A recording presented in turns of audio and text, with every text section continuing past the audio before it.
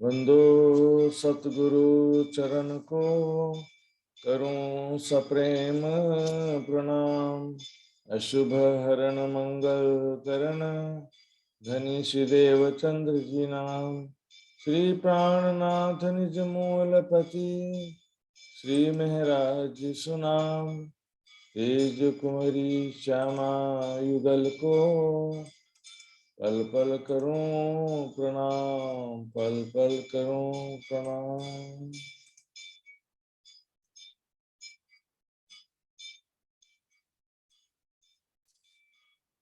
श्री महामति कहें साथ जी, ए श्री देव चंद्र जी की वितक।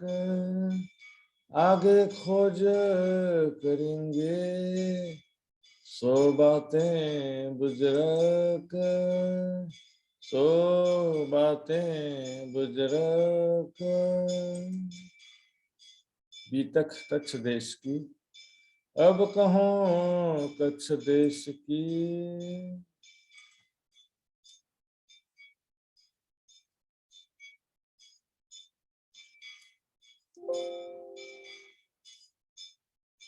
प्रणाम जी सुंदर सा जी। अब कहूं कच्छ देश की। हमने कल सुना था किस प्रकार धामधनी की मेहर से श्री देवचंद जी कच्छ पहुंचते हैं। रण में किस प्रकार से धामधनी ने उनको दर्शन दे करके मंजिल तक पहुंचाया, उनका पेट दर्द भी ठीक किया। बाद में उनको पता चला, लेकिन पहले उस चोर डाकू ही समझ रहे थे। बाद में पता चला कि वो तो मेरे खावंद थे। अभी हमने देखा बच्चों ने सबने मिलकर नाटक किया था, कितना बढ़िया। तो सुनो शाह जी, अब यहाँ पर कच्छ देश में जो खोज है, ये वैसा खोज नहीं है सुंदर शाह जी। सामान्य रूप से लोग क्या करते हैं, देखा देखी किसी भी मत पंथ का अनुसरण करने लगते हैं, फॉलो करने लगते हैं। घर के सामने कोई है, सगे संबंधी किसी संप्रदाय में जुड़े हैं, तो उससे क्या होता है कि वो देखा देखी किसी भी पंथ में लग जाते हैं। भीड़ के पीछे भीड़ लगने की दुनिया की रीति है। चीटी हार ऊंट कतार, विचार करने पर खोज कस्तो गर्नु भयो हेर्नु, परखत नहीं परखानो दुनिया हालत त्यस्तो छ। देशनजीले विचार गर्नुभयो, सबै ठाउँमा जानुभयो, तर विचार गर्नुभयो कि के कुरा साँचो छ, सत्य क्या है, उचित क्या है, असत्य क्या है, सभी का विचार किया। इस प्रकार से खोज किया, उसका वर्णन करते हैं। सबसे पहले गए बैठे देहुरे जाए। देहुरे मतलब मंदिर। मंदिर में जाकर के वहां बैठ जाते हैं और वहां पर पुजारी जी से पूछा, चर्चा को उत्पूछत, चर्चा के विषय में पूछा। ये चर्चा यहाँ पर कब कब होती है? चर्चा, ज्ञान चर्चा, सत्संग कब होता है? क्योंकि देवचंद जी यहाँ पर पूजा करने तो आए नहीं थे। उनका उद्देश्य क्या था? मैं कौन, कहाँ से आइया, कहाँ मेरा भरता, या परमात्मा के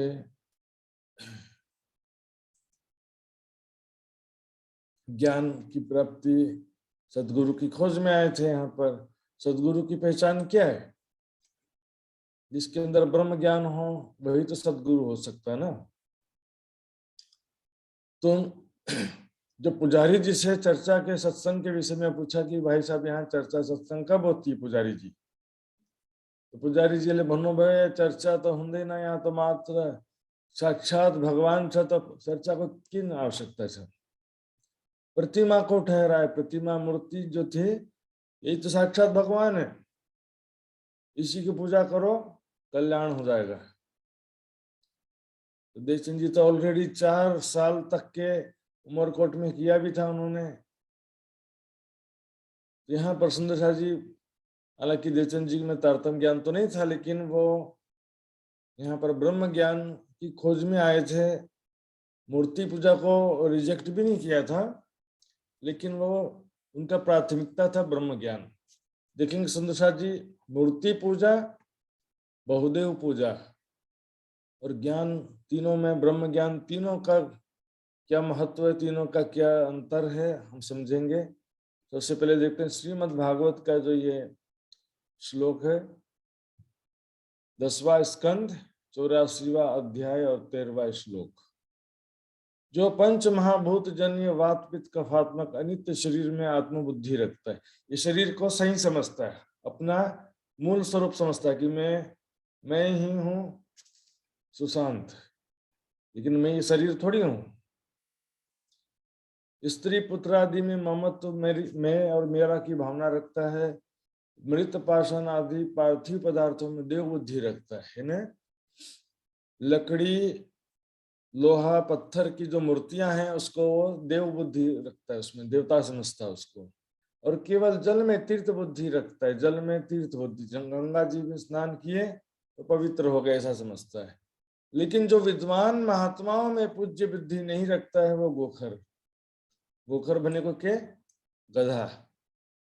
तो इसी तरह से सिद्धांत सार में कहा गया, एक्चुअल में वास्तविकता क्या देखिए, उत्तम मानसी पूजा, मध्यमा च मूर्ति पूजा, अधम कल्पित पूजा, बाह्य की अधमा अधमा। सबसे श्रेष्ठ उत्तम है मानसी पूजा, ध्यान करना ही सबसे श्रेष्ठ। इंद्रियों का अंतर्मुखी करके चित्तवृत्तियों के एकाग्र कर ध्यान में आत्म दृष्टि से परमात्मा का दर्शन करना ही मानसी पूजा है। निजानंद संप्रदाय को सेवा पूजा लाई के भंजन, मानसी सेवा पूजा भंजन, क्योंकि परम धाम को सब वर्णन छ, परम धाम को ध्यान करते सेवा पूजा करना पड़ता है। तो अब जो ध्यान करने में सक्षम नहीं है, कैपेबल नहीं है, तो उनके लिए सेकंड स्टेप है मध्यमा च मूर्ति पूजा, क्योंकि मूर्ति पूजा में भाव प्रधान होता है। लेकिन यहाँ पर समस्या क्या है, अधम कल्पित पूजा, झूठी कल्पना के आधार पे धर्म ग्रंथों से विपरीत मूर्ति और फोटो बना करके पूजा करना कल्पित पूजा है। जैसे कि गणेश जी का फोटो, हनुमान जी का फोटो, शंकर भगवान का फोटो, जो भी फोटो बनाया सब कल्पना के आधार पर बनाया, कोई ध्यान बड़ा हेरे तो बनाउनु भाई कुछ ही ना। गणेश जी को फोटो कस्तो बनाउनु भयो, ऐसा सूंड निकलेगा है ना, सूंड निकला हुआ है, तो फिर उसकी क्या कहानी है सुंदर साहब जी, आपको मालूम होगा। पार्वती जी ने अपने लेप से आकृति बना करके, मूर्ति बनाकर उसमें जान डाल दिया, उसका नाम क्या हो गया, गणेश हो गया। तो पार्वती जी का सगा पुत्र या उनके गर्भ से जन्म लिया पुत्र नहीं है गणेश। फिर क्या हुआ, गणेश को द्वारपाल बना दिया कि दरवाजे पे रहना, मैं स्नान कर रही हूँ। तो दरवाजे पर गणेश जी पहरा दे रहे थे। इसी में समय में गणेश शंकर भगवान आने हुए, शंकर भगवान आ गए, तो शंकर भगवान को भी अंदर जाने नहीं दिया उन्होंने। शंकर भगवान क्रोधित होकर, मेरा घर और मुझे जाने नहीं देता है, तो कौन कहाँ से आया है। उसको शंकर भगवान को भी पता नहीं था कि पार्वती जी ने इसको जन्म दिया है या उनको बनाया है, ऐसा शंकर भगवान को भी पता नहीं था उस समय। तो शंकर भगवान ने उनको तीर से या भाले से मार दिया, उसका गर्दन कट कर दिया। तो उसका जो ऊपरी हिस्सा था, सिर, सिर बहुत दूर चला गया, पता नहीं कहाँ चला गया, मिला ही नहीं बोलते। तो फिर बाद में पार्वती जी को पता चला, तो पार्वती जी बहुत ही गुस्सा होती हैं और बोलती, मेरे पुत्र को कैसे भी जीवित करो करके। अब ये सिर जो है खो गया बोलते हैं। आश्चर्य की बात है, कैसे खो गया, कहानी भी अटपटा रहता है ना। और उसके बाद जो है हाथी का सर काट के लगा दिए। शंकर भगवान ने क्या किया, हाथी का सिर काट के गणेश के सिर पे लगा दिया।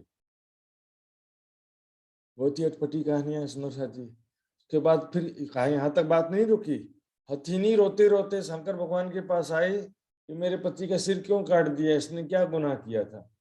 तो फिर क्या किया, केकड़े का सिर काट के हाथी के सिर में लगा दिया। केकड़े का सिर काट के हाथी के सिर पर लगा दिया। अब केकड़े की पत्नी रोती रोती आई, तो केकड़े का क्या व्यवस्था किया, उसके पीठ में ही आंखें बना दिया। पीठ में आंख मुंह नाक सब क्या कर दिया, पीठ में बना दिया। इसलिए केकड़े का सिर नहीं होता, आज भी हम देखते हैं। ये सारी कहानी जो है, इसके आधार पे भी देखा जाए तो आज हाथी का सिर तो केकड़े का सिर है ना। क्योंकि केकड़े का सिर हाथी पे लगा दिया था, तो अभी अभी जो वर्तमान में यदि हाथी का सिर है तो केकड़े का होना चाहिए ना।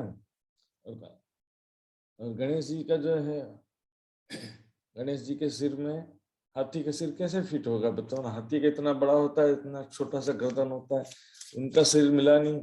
शंकर भगवान इतने भी शक्तिशाली नहीं है कि उनका वैसे के वैसे दोबारा सिर बना दें। सिर बना भी दे तो फिट कैसे करेंगे? गर्दन को फिट करना कभी संभव नहीं है, अलग हो गया तो उसको दोबारा ज्वाइंट कोई नहीं कर सकता।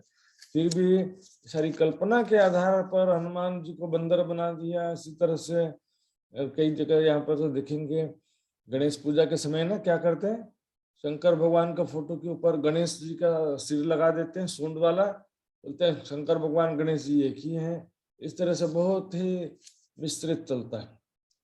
आज दुनिया में सारे लोग क्या कल्पित पूजा ज्यादा कर रहे हैं, और दिखावे की पूजा, बाह्य की तो अधमा अधमा, दिखावे की पूजा को अधम से भी अधम का है सभी कल्पित पूजा। और देखिए सुंदर जी, इसमें इम्पोर्टेंट क्या है,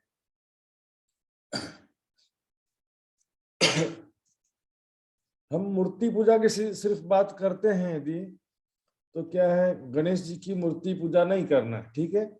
लेकिन क्या गणेश जी का हम ध्यान कर सकते हैं, मानसी पूजा कर सकते हैं क्या? वो भी तो अलाउ नहीं है ना, क्योंकि बहुदेव पूजा यहाँ पर इम्पोर्टेंट है। बहुदेव पूजा, यदि हम बहुदेव पूजा का शुरू में बात करते हैं, तो फिर गणेश जी के जब पूजा ही नहीं करना है, देवी देवताओं का पूजा ही नहीं करना है, तो फिर मूर्ति और फोटो की बात ही कहाँ रही? फिर पूजा करना हो तब तो बात होती है ना कि मूर्ति का करें कि किसका करें। तो पूजा करना ही नहीं है। वेदों में कहा है एक परमात्मा ही उपास्य है, न द्वितीय न तृतीय न चतुर्थ न पंचमो न षष्ठ न सप्तमो। न परमात्मा एक है, न दो है, न तीन है, न चार है, न पांच है, न छह, न सात है। उपनिषद में अपनी भन्नु भाई को चाहे एकम एवं अद्वितीयम ब्रह्म, एक परमात्मा है, उसके जैसा कोई दूसरा नहीं है। शतपथ ब्राह्मण में भी लिखा है आत्मेत्यो उपासित जो अन्याम देवताओं उपासित है, अर्थात एक परमात्मा को छोड़कर जो अन्य देवी देवताओं की उपासना करता है, सह न वेद यथा पशु भी रे स देवा नाम, वो विद्वानों के मध्य, ज्ञानियों के मध्य पशु के जैसे ही। जैसे शिक्षित आदमी के सामने अनपढ़ व्यक्ति कैसा होता है, काला अक्षर भैंस बराबर बोलेंगे, मूढ़ बोलते हैं ना, मूढ़ आदमी। जस्ट इंसान के समक्ष में पशु के जस्ट, पशु को क्या बोलेंगे हम, ये तो पशु जानवर है। यस्तो स्थिति है ज्ञानी मानसिको, ज्ञानी मानसिको गाड़ी। गुरु नानक जी ले पनि भन्नुभएको छ, नाना कहेको सुमरिए जन्म मरण दुख जाए, दूजा कहे सुमरिए फिर जन्मे मर जाए। कबीर जी ले पनि भन्नुभएको छ, एक साधे सब सधे, सब साधे सब जाए। ये सब तो मैंने बताया भी था। अभी देखिए गीता का ये जो श्लोक मैंने पहले नहीं बताया था, गीता में बहुदेव पूजा करने वालों को स्पष्ट रूप से अल्प बुद्धि वाला का देखिए क्या लिखा है यहाँ पर, संसारिक भोगों की कामना के द्वारा जिनका ज्ञान हरा जा चुका है, संसारिक इच्छा को कारण ले, संसारिक भोग विलासितापूर्ण जीवन के कारण ले जिसका ज्ञान हरा जा चुका है, वो लोग विभिन्न देवताओं को भजते हैं, पूजते हैं। पर उन अल्प बुद्धि वालों का फल नाशवान है, अल्प बुद्धि वाले कहा गया है। एक परमात्मा को छोड़ करो, गीता में भी वो कह रहे हैं कि मुझको जिसे ही भजते तो मुझको प्राप्त होते हैं, देवताओं को भजने वाले देवताओं को प्राप्त होते हैं। तो जिसकी पूजा करेगा वही तो जाएगा ना। और लोग क्या करते हैं आजकल, भूत प्रेत पिशाच ये सब की पूजा करना शुरू कर दिया। गुजरात में एक नया धर्म आया कुछ है, जय चुड़ैल माँ, चुड़ैल भंचन। तो खतरनाक डेंजरस से चुड़ैल मानो इच्छा पूरा बस होना चाहिए। भूत प्रेत पिशाच किसी की पूजा करें, नाराज हो जाए तो फिर चुड़ैल माँ नाराज हो गई तो फिर कल्याण कर देगी उनका सीधे। तो ये लोग विचार नहीं करते, बस क्षणिक सुखों के लिए किसी की भी पूजा करने को तैयार होते हैं। बोले देवी देवता इच्छा पूरा नहीं करते हैं। देवी देवता बिना कर्म के फल थोड़ी दे सकते हैं भाई, बिना कर्म के फल कोई भी नहीं दे सकता, चाहे भूत प्रेत हो चाहे देवी देवता हो। लेकिन लोगों की आदत है, गणेश जी का पूजा किया, इच्छा पूरी नहीं हुई तो चेंज कर देंगे, मतलब गणेश जी का बहुत कर लिया, अब हनुमान जी का थोड़ा दिन करके देखते हैं। हनुमान जी का पूजा किए, फिर इच्छा पूरी नहीं हुई तो उसको भी छोड़ देंगे, बोले अब भूत प्रेत का पूजा करें। ये सब मतलब इच्छा को लागे देवता भगवान को भगवान पनि चेन्ज गर्छन्। वास्तविकता क्या देखिए, ज्ञान इंपोर्टेंट है। रीते ज्ञानातना मुक्ति बंधो विपर्यात। ब्रह्म ज्ञान से क्या होता है सुंदर साथ जी? सहज ही आत्म कल्याण होता है, कर्म बंधन से मुक्ति होता। देखिए गीता में लिखा है, ज्ञान अग्नि सर्व कर्माणि भस्म सात कुरुते अर्जुन। ज्ञान रूपी अग्नि में सारे कर्मों को जलाकर भस्म कर दो। ज्ञानेन सदृशम पवित्र में नहीं विद्यते। ज्ञान जैसा पवित्र करने वाला कुछ भी नहीं है। ज्ञान का जस्तै कुनै पनि साधन छैन। ज्ञान भएपछि हृदय तुरंत निर्मल हुन्छ। सपना में तपाईं भूत प्रेत देख रहे हो आप सपने में कि भूत प्रेत आ गए हैं, कोई मुझे मार रहा है, घबरा रहे, ठीक है, और कोई आके आपको जगा देगा, तुरंत सारा आपका खत्म हो गया ना, डर खत्म हो गया, चिंता खत्म हो गया। और सपने में कितना भी भागोगे क्या होगा? इसी तरह से ज्ञान होना जरूरी। ज्ञान भय पछि सबै राम्रो हुन्छ। एक प्रसंग आता है, राजा बृहत्सेन थे। राजा बृहत्सेन की पत्नी रात में सो रही थी। अब उसमें लिखा है कि सोने से पहले उसने मुख नहीं धोया था, कि हाथ पैर नहीं धोया था, जो भी था। तो रात में क्या सोई थी ना, तो एक यक्ष गुजर रहा था, रात में भ्रमण कर रहा था। उसने उसको पत्नी को उठा करके ले गया और एक मायावी नगरी में छोड़ दिया यक्ष ने। तो उसकी पत्नी को क्या लगा कि मैं एक मायावी नगरी में आ गई हूँ। वहां पर नगर में जो लोग थे, वो लोगों ने उनको पत्थर से मारा, नगर से बाहर निकाल दिया। पता नहीं कौन डायन आ गई है, कि चुड़ैल आ गई, कहाँ से आई, कोई प्रेत है कि कौन है, हमारे नगर में कैसे आ गई। उसको पत्थर उत्थर मार के नगर से बाहर निकाल दिया, जंगल में छोड़ दिया। जंगल में जब गई तो वहां पर बहुत सारे बिच्छू ने, सर्प ने उनको काट लिया और बहुत पीड़ा में तड़प रही थी वो। तभी कुछ ऋषि वहां से गुजरते हैं, उन्होंने उनको याद दिलाया है कि तुम राजा बृहत्सेन की पत्नी हो। उसके बाद उसको जल वल छिड़का, तो उसका माया समाप्त हुआ। तो फिर कहाँ थी वो? जहां सोई थी वहीं पर थी, कहीं गई नहीं थी वो। इसलिए क्या कहा कि बंधन क्या है? जीव बंधाणो अज्ञाने अज्ञान निंद्रा जो। जीव को बंधन को सोना लोहे की जंजीर से या सोने की जंजीर से या किसी कमरे में थोड़ी बंद किया गया, किसी जेल में बंद किया गया है जीव को? नहीं सुंदर जी, अज्ञानता ही बंधन है। जीव बंधाणो अज्ञाने, यही तुम्हारी भूल है, तुम्हें बंधन यही बात, यही फरामोशी तुमको। जो भूल गए हक जात, अपने निज स्वरूप को भूल गए, वही तो बंधन है ना। समझे बिना सुख पार को नहीं, जो उदम करो कई लाख।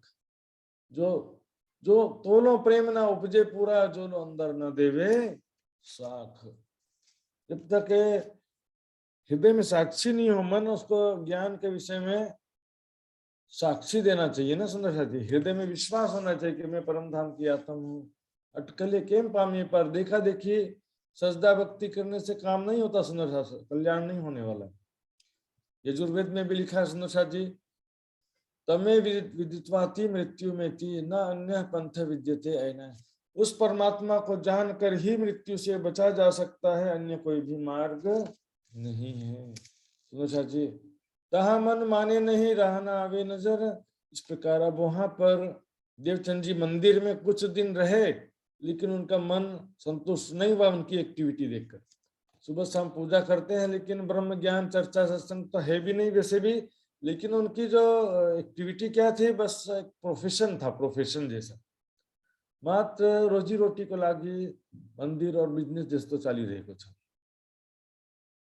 हमारा भानेंगे रोजगार जस्तो स्थिति हुन्छ। रोजगार सबै बना दिए, यहाँ दिहोरे मस्जिद तपासरे सब लगे माहे रोजगार। मंदिर मस्जिद गुरुद्वारे सब जो है रोजगार में लगे हुए हैं। आए खोजे सन्यासी बड़े डिम्बधारी। तब यहाँ से आगे चलते हैं, और सन्यासी थे वहां पर। सन्यास मत के जो संत जन होते हैं, सन्यासी कहते हैं उसको। तो बड़े डिम्बधारी, उनकी वेशभूषा बहुत ही आकर्षक थी। डिम्ब यानी कि दिखावा करते थे, दिखावा जो दिखता था उनका बाह्य रूप, वेशभूषा। सिर मुंडाया हुआ है, सफेद वस्त्र है, वो भी बिना सिले हुए वस्त्र। कुर्ता धोती ऐसा नहीं पहनते, बिना सिले हुए पहनते, ऐसे कमर में लपेटा और ऐसे ऊपर से छाती में भी लपेट लिया। उसके बाद क्या करते थे, उनका जो आम पूजे, उनका जो वेशभूषा और उनका जो साधना में जीवन के कारण सभी पब्लिक जो है, आम प्रजा उनकी पूजा करती थी, उनके चरणों में प्रणाम करती थी, उनके दर्शन के लिए आती थी। तो सन्यासी जो है उनका जो फार्मूला क्या होता है, सिद्धांत क्या होता है कि वो त्याग संयम पूर्वक जीवन तो होता ही है, और वो योग दर्शन के अनुसार राजयोग का फॉलो करते हैं। राजयोग जो अष्टांग योग साधना है उसको राजयोग कहा जाता है। यम नियम आसन प्राणायाम प्रत्याहार धारणा ध्यान समाधि, और वो जो है वो सारा उनका जो है साधना में जीवन इम्पोर्टेंट होता है। लेकिन यहाँ पर क्या होता है कि बिना ज्ञान के बेचारे वो भी क्या करे, बहुत दौड़े सो शून्य तोड़ी। वो बिना ज्ञान के वो ज्यादा कोशिश करे भी तो क्या कर सकते हैं, शरीर के ही अंगों में ध्यान करेंगे ना। जब क्षर अक्षर से परे क्षरातीत परमात्मा का ज्ञान नहीं है। नासिकाग्र में ध्यान करो, त्रिकुटी भ्रिकुटी में करो, के 10वें द्वार सहस्रार चक्र में करो, आज्ञा चक्र यहाँ कंठकूप में, नहीं तो हृदय चक्र में ज्यादातर करते हैं। हृदय चक्र में जो जीव चेतना ब्रह्म सत्ता का जो रूप है, जीव चेतना का वास है, तो वहां ध्यान करेंगे शरीर के अंगों में तो क्या दिखाई देगा, शरीर के अंगों में ज्योति स्वरूप का जो दर्शन करते हैं उसी को परमात्मा समझ लेते हैं। इसके अलावा विभिन्न प्रकार की सिद्धियां भी प्राप्त होती हैं। शरीर के चक्रों में 7 चक्र है ना, अलग अलग चक्रों में ध्यान करने से अलग अलग अलग प्रकार की सिद्धियां प्राप्त होती हैं। उनके पास जब देवचंद जी गए और अपनी जिज्ञासा रखा कि मैं कौन हूँ, कहाँ से आया हूँ, सबका मालिक परमात्मा कौन है, मैं जानना चाहता हूँ, तो सन्यासियों ने क्या कहा, कहे जानत हैं सब हम सब जानते हैं। सुंदर जी, कहे जानत हैं सब हम, जिस क्या है कि एक प्रकार का अहंकार वाली बात हो जाती है सुंदर साथी। और आज संसार में जिस भी मत पंथ में जाओगे तो सभी ऐसा ही बोलेंगे कि जानत हैं हम सब जानते हैं, सारा ज्ञान है हमको, हम तुमको परमात्मा से मिलन करा सकते हैं, पर उसके लिए देवी नाम सुमरन, हम तुमको मंत्र दीक्षा देंगे, मंत्र दीक्षा लेना पड़ेगा, और उसके बाद हमारी चर्चा सत्संग सुनना पड़ेगा, हमारे बताए अनुसार ध्यान साधना करना पड़ेगा। तो दत्तात्रेय ऋषि की चर्चा करते थे, और नाम सुमरन भी यानी दीक्षा मंत्र भी उन्होंने ग्रहण कर लिया। तो दत्तात्रेय ऋषि कौन थे सुंदर साथ जी, देखिए विष्णु के 24 अवतारों में से ही इनका गिनती होता है। दत्तात्रेय ऋषि जो थे 24 अवतारों के अंतर्गत होते हैं, लेकिन इसमें कला का जो बात बताया था मैंने, ये 16 कला संपूर्ण नहीं होते, 2 कला 1 कला 4 कला से ज्यादा कोई नहीं। सिर्फ राम अवतार जो है वो 12 कला था, और कृष्ण अवतार 16 कला थे। तो इसमें दत्तात्रेय ऋषि जो थे वो अनसुईया के गर्भ से 7 दिन में जन्म हो गया था उनका। अनसुईया जो सती स्त्री थी, अत्रि ऋषि की पत्नी थी अनसुईया, उसके गर्भ से 7 दिनों में जन्म हो गया था। बहुत बड़े योगी थे, योग विद्या में निपुण थे, तो संन्यास योग के आचार्य माना जाता है उनको। तो उन्होंने योग विद्या का विषय में बहुत कुछ लिखा भी है, योग साधना कैसा करना चाहिए, परमात्मा का ध्यान कैसे करना चाहिए, हृदय चक्र में कि ध्यान करेंगे तो कैसा दर्शन होता है परमात्मा का, क्या क्या अनुभूति होती है, इस विषय में लिखा है। इसके अलावा उन्होंने 24 गुरु माना था, ये 24 गुरुओं के नाम लिखे हुए हैं। इसमें से कुछ मुख्य गुरुओं के विषय में विचार करेंगे, जैसे अजगर, अजगर साहब को आपने देखा होगा, अजगर साहब जी ने देखा होगा, जहां भी अजगर सांप कैसे चलता है, एकदम लेजी, बहुत स्लोली धीरे धीरे चलता है, ज्यादा मेहनत नहीं करता वो, और जो आसानी से जो कुछ उसको मिल जाए उसी का कोशिश करता है। इसी तरह से मनुष्य को क्या चाहिए कि बहुत ज्यादा माया में भागम भाग ना करे, थोड़ा मेहनत तो करना पड़ता है, लेकिन बहुत ज्यादा भागम भाग करने से कोई फायदा नहीं है। प्रारब्ध से जो आसानी से मिल जाए उसमें संतुष्ट रहना ही अजगर से शिक्षा मिलता है। प्रारब्ध है ना, प्रारब्ध और भाग्य में क्या अंतर है देखिए, भाग्य भाग्य बोलते हैं, भाग्य कुछ नहीं होता, प्रारब्ध होता है। प्रारब्ध क्या है, जिन कर्मों का फल इस जन्म में मिलना निश्चित हो गया है उसको प्रारब्ध बोलते हैं। भाग्य होता नहीं कि भाग्य किसी ने लिख दिया, ऐसा मतलब मान्यता नहीं है। प्रारब्ध है जो 3 प्रकार के कर्म होते हैं, क्रियामण कर्म, संचित कर्म और प्रारब्ध कर्म। तो क्रियामण कर्म, संचित कर्म तो उसका फल पता नहीं कब मिलेगा, जब मिलेगा अवश्य मिलेगा एक न एक दिन। लेकिन प्रारब्ध कर्म, इस जन्म में जिन कर्मों का फल मिलना निश्चित हो गया उसको प्रारब्ध कहते हैं। तो बहुत ज्यादा भागम भाग न करें, जो आसानी से थोड़े मेहनत से जो प्राप्त हो जाए। बहुत ज्यादा भाग, अपना कर्तव्य कर्म तो करना है, प्रयास करना है पूरा, लेकिन जो लोग इतना ज्यादा टेंशन में हो जाते हैं और बीमार पड़ जाते हैं, शरीर को थका देते हैं, ना शरीर की चिंता करते हैं, ना अपने स्वास्थ्य की चिंता करते हैं, मानसिक रूप से भी दिन रात टेंशन से, ये भी चाहिए वो भी चाहिए, भागम भाग बहुत ज्यादा करने से कोई लाभ नहीं होता। सुंदर सा जी, पतंगा, भ्रमर, हाथी, हिरन और मछली, ये 5 जीव एक एक इंद्रियों के कारण मारे जाते हैं।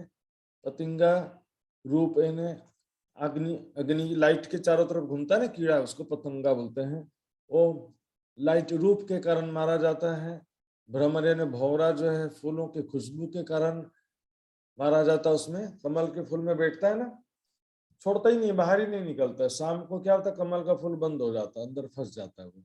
इसी तरह से हाथी जो है वो स्पर्श इंद्री के कारण से मारा जाता है। उसको पकड़ना हो तो क्या करते हैं, बहुत बड़ा गड्ढा खोद करके उसके ऊपर ऐसा घास फूस रख देते हैं और उसके ऊपर एक प्लास्टिक का हाथी बना के, हथीनी बना के रख देते हैं। इस तरह से वो आता है और गड्ढे में गिर जाता है। मधुमक्खी क्या करते हैं, मधुमक्खी जो है वो बूंद बूंद करके शहद वहां इकट्ठा करती है, बाद में खाऊंगी एक साथ करके, बाद में कोई निकाल कर ले जाता है। मनुष्य सारा धन संपत्ति इकट्ठा करता है लेकिन कभी स्वयं उसका उपयोग कर पाता नहीं है। मछली क्या करती है, जिब्बे इसको कांटे में दाना लगाते हैं ना, उसमें फंस जाती है। इस तरह से पिंगला वेश्या का और यहाँ बाण बनाने वाला, ये दो का बड़ा इंपॉर्टेंट है। सुंदर सा जी देखिए, एक पिंगला नाम की वेश्या थी, रात भर अपने प्रेमी का इंतजार करते रहे, प्रेमी आएगा तो कुछ पैसे की प्राप्ति हो जाएगी करके। लेकिन उस रात क्या हुआ, उसका प्रेमी आया ही नहीं। बोले मैं रात भर प्रेमी का ध्यान करती रही, कब आएगा कब आएगा, ध्यान उसी का स्मरण ध्यान करती रही। बोले इतना ध्यान यदि मैं परमात्मा का करती तो परमात्मा आ जाता है। किसका ध्यान करती रही मैं। मनुष्य अपन सब क्या करते हैं सुंदर साथ जी, पूरा दिन भर रात भर किसका ध्यान करते हैं, संसार के ध्यान में लगे रहते हैं। ये काम हो जाएगा, वो हो जाएगा, ये भविष्य, वो संसार का सुख दुख, भविष्य में क्या होगा, भविष्य की चिंता, सब में लगे रहते हैं। इतना ही ध्यान, ज्यादा नहीं, इतना मात्र राज्य का ध्यान कर लें तो राज्य का साक्षात दर्शन हो जाए। एक बाण बनाने वाला था, लोहार होता ना, लोहे को गर्म करके उसको फिर ऐसे ठोका पीटी करके हथौड़ा मारते हैं, लोहा गर्म है मार दो हथौड़ा बोलते हैं ना उसे। तो इतना वो काम में मशगूल था, मग्न था, बाजू से राजा की सवारी निकली, बैंड बाजा के साथ में राजा की सवारी निकली, पता ही नहीं चला उसको। किसी ने पूछा भाई साहब राजा की सवारी कहाँ गई है, तुमने देखा क्या? बोले मुझे क्या मालूम कब निकली राजा की सवारी, मला तो था बहने से राजा की सवारी पहले निकले। तो किस तो अपने कार्य में इतना मगन था, अच्छी तरह से राज्य में उतना ज्यादा मग्न होना चाहिए। मकड़ी भी बनाया उसने, मकड़ी क्या करता है, खुद जाली बनाता है और उसमें लास्ट में खुद ही फंस जाता है। ऐसी स्थिति हमारी हो जाती है सुंदर साहब जी। इस प्रकार से यहाँ पर देवचंद जी उनके बताए अनुसार ध्यान साधना करते हैं।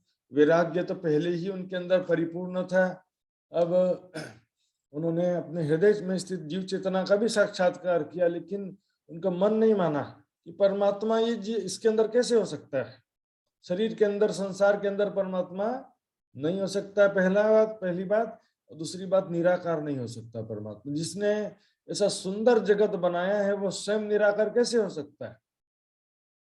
साकार निराकार से उत्पन्न नहीं हो सकता है, निराकार से निराकार उत्पन्न होता है, साकार से ही साकार उत्पन्न होता है। वृक्ष के बिना छाया कैसे बनेगा, साक्षात के बिना सपना कैसे होगा। जिन खित में तत्व 5 समारे नाश करे खिन माही, ये कहाँ से उपाय कहाँ ले समाये विचारत क्यों नहीं। जिसने सृष्टि बनाया तो परमात्मा कहाँ से, साकार जगत कहाँ से उत्पन्न हुआ है। सभी ने कहा सुंदर साथ जी, घट दृष्टा घटादि बिन सर्वथा न घटो यथा। घड़े को बनाने वाला कुम्हार घड़े के अंदर नहीं होता, घड़े के बाहर होता है। घड़े के भीतर में होंगे ही ना कुम्हार। तो इस संसार में सुंदर साथ जी लोग संसार के अंदर ही परमात्मा को खोजते रहते हैं। प्राणनाथ जी ने कहा ना किरंतन के पहले प्रकरण में, श्री मामत कहे माहे पार खोजोगे तब जाए आप और खानी। इधर शरीर के अंदर संसार के अंदर थोड़ी परमात्मा को खोजना है। पिंड में होता तो मरता ना कोई, शरीर में यदि परमात्मा होता तो कोई मरता नहीं, ब्रह्मांड में होता तो देखता सब कोई। फिर भी कई लोग जो बोलते हैं, कई सुंदर साथ भी बोलने लगे कि कण कण में है, शरीर के अंदर है, पिक्चर का गाना लगा लगा कैसे वीडियो बना देते हैं। शरीर संसार में परमात्मा यदि होता तो मरता न कोई, ब्रह्मांड में होता तो देखता सब कोई। पिंड ब्रह्मांड दो से न्यारा, कहे कबीर सोई साईं हमारा। जो कछु कहिए वचने सो सब मैंने गबलत ना स्वरूप ना वतन तो क्यों कर जाइए थे। परमात्मा के स्वरूप का ज्ञान नहीं है, परमात्मा का धाम का ज्ञान नहीं है, तो मोक्ष उसकी प्राप्ति कैसे कर सकते हैं। खिन में कहीं सत असत माया कछुए कहीं न जाए। उनके वचनों में भी स्थिरता नहीं है, वचन कैसे चेंज होते रहते हैं। बोलेंगे जो कुछ दिखाई दे रहा सब माया ही माया है, आंखों से जो दिखाई दे रहा है, कानों से जो सुनाई दे रहा सब माया ही माया बोलेंगे। फिर अगले ही क्षण क्या बोलेंगे, मैं भी ब्रह्म हूँ, तुम भी ब्रह्म हो, कण कण में ब्रह्म है। सब माया है कि सब ब्रह्म है, तो क्लियर तो करो भाई। जैसे बालक बावरा खेले हंसता रोए, यो साधु शास्त्र में दृढ़ न शब्दा कोई। दृढ़ता ही नहीं है। प्राणनाथ जी ने कह दिया स्पष्ट रूप से, ब्रह्म नहीं मिने संसार मन वासा रही। तब परमात्मा इस संसार में नहीं है। बड़ा क़यामतनामा में छुपाई आती सुंदर साथ जी कहते हैं, उसमें छुपाई है मैं ना, खुदा कहता है मैं ना इनमें ना इनके संग बेसुध कहे सब इनके अंग। परमात्मा कहते हैं मैं ना इनमें हूं, इनके अंदर हूं, ना इनके साथ में हूं। यह सर्वज्ञ सर्वविद्य महिमा भूमि, यहाँ पर सर्वज्ञ परमात्मा अपनी महिमा से व्याप्त है। संन्यास मत के अनुयायी देखिए योग विद्या में बड़े निपुण होते हैं, योग साधना में।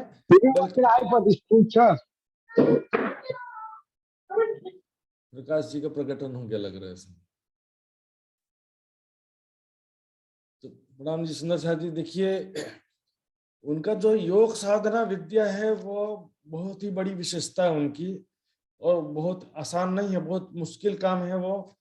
और हजारों हजारों साल से ऐसे भी योगी हैं जो हजारों हजारों साल से ध्यान साधना में बैठे हुए, लेकिन क्या करें, परमात्मा के मूल स्वरूप का ज्ञान नहीं है, अक्षर अक्षर से परे अक्षरातीत का ज्ञान नहीं है, तो क्या होता है, आखिर शून्य न छोड़ी किन, निराकार से आगे जा ही नहीं पाते।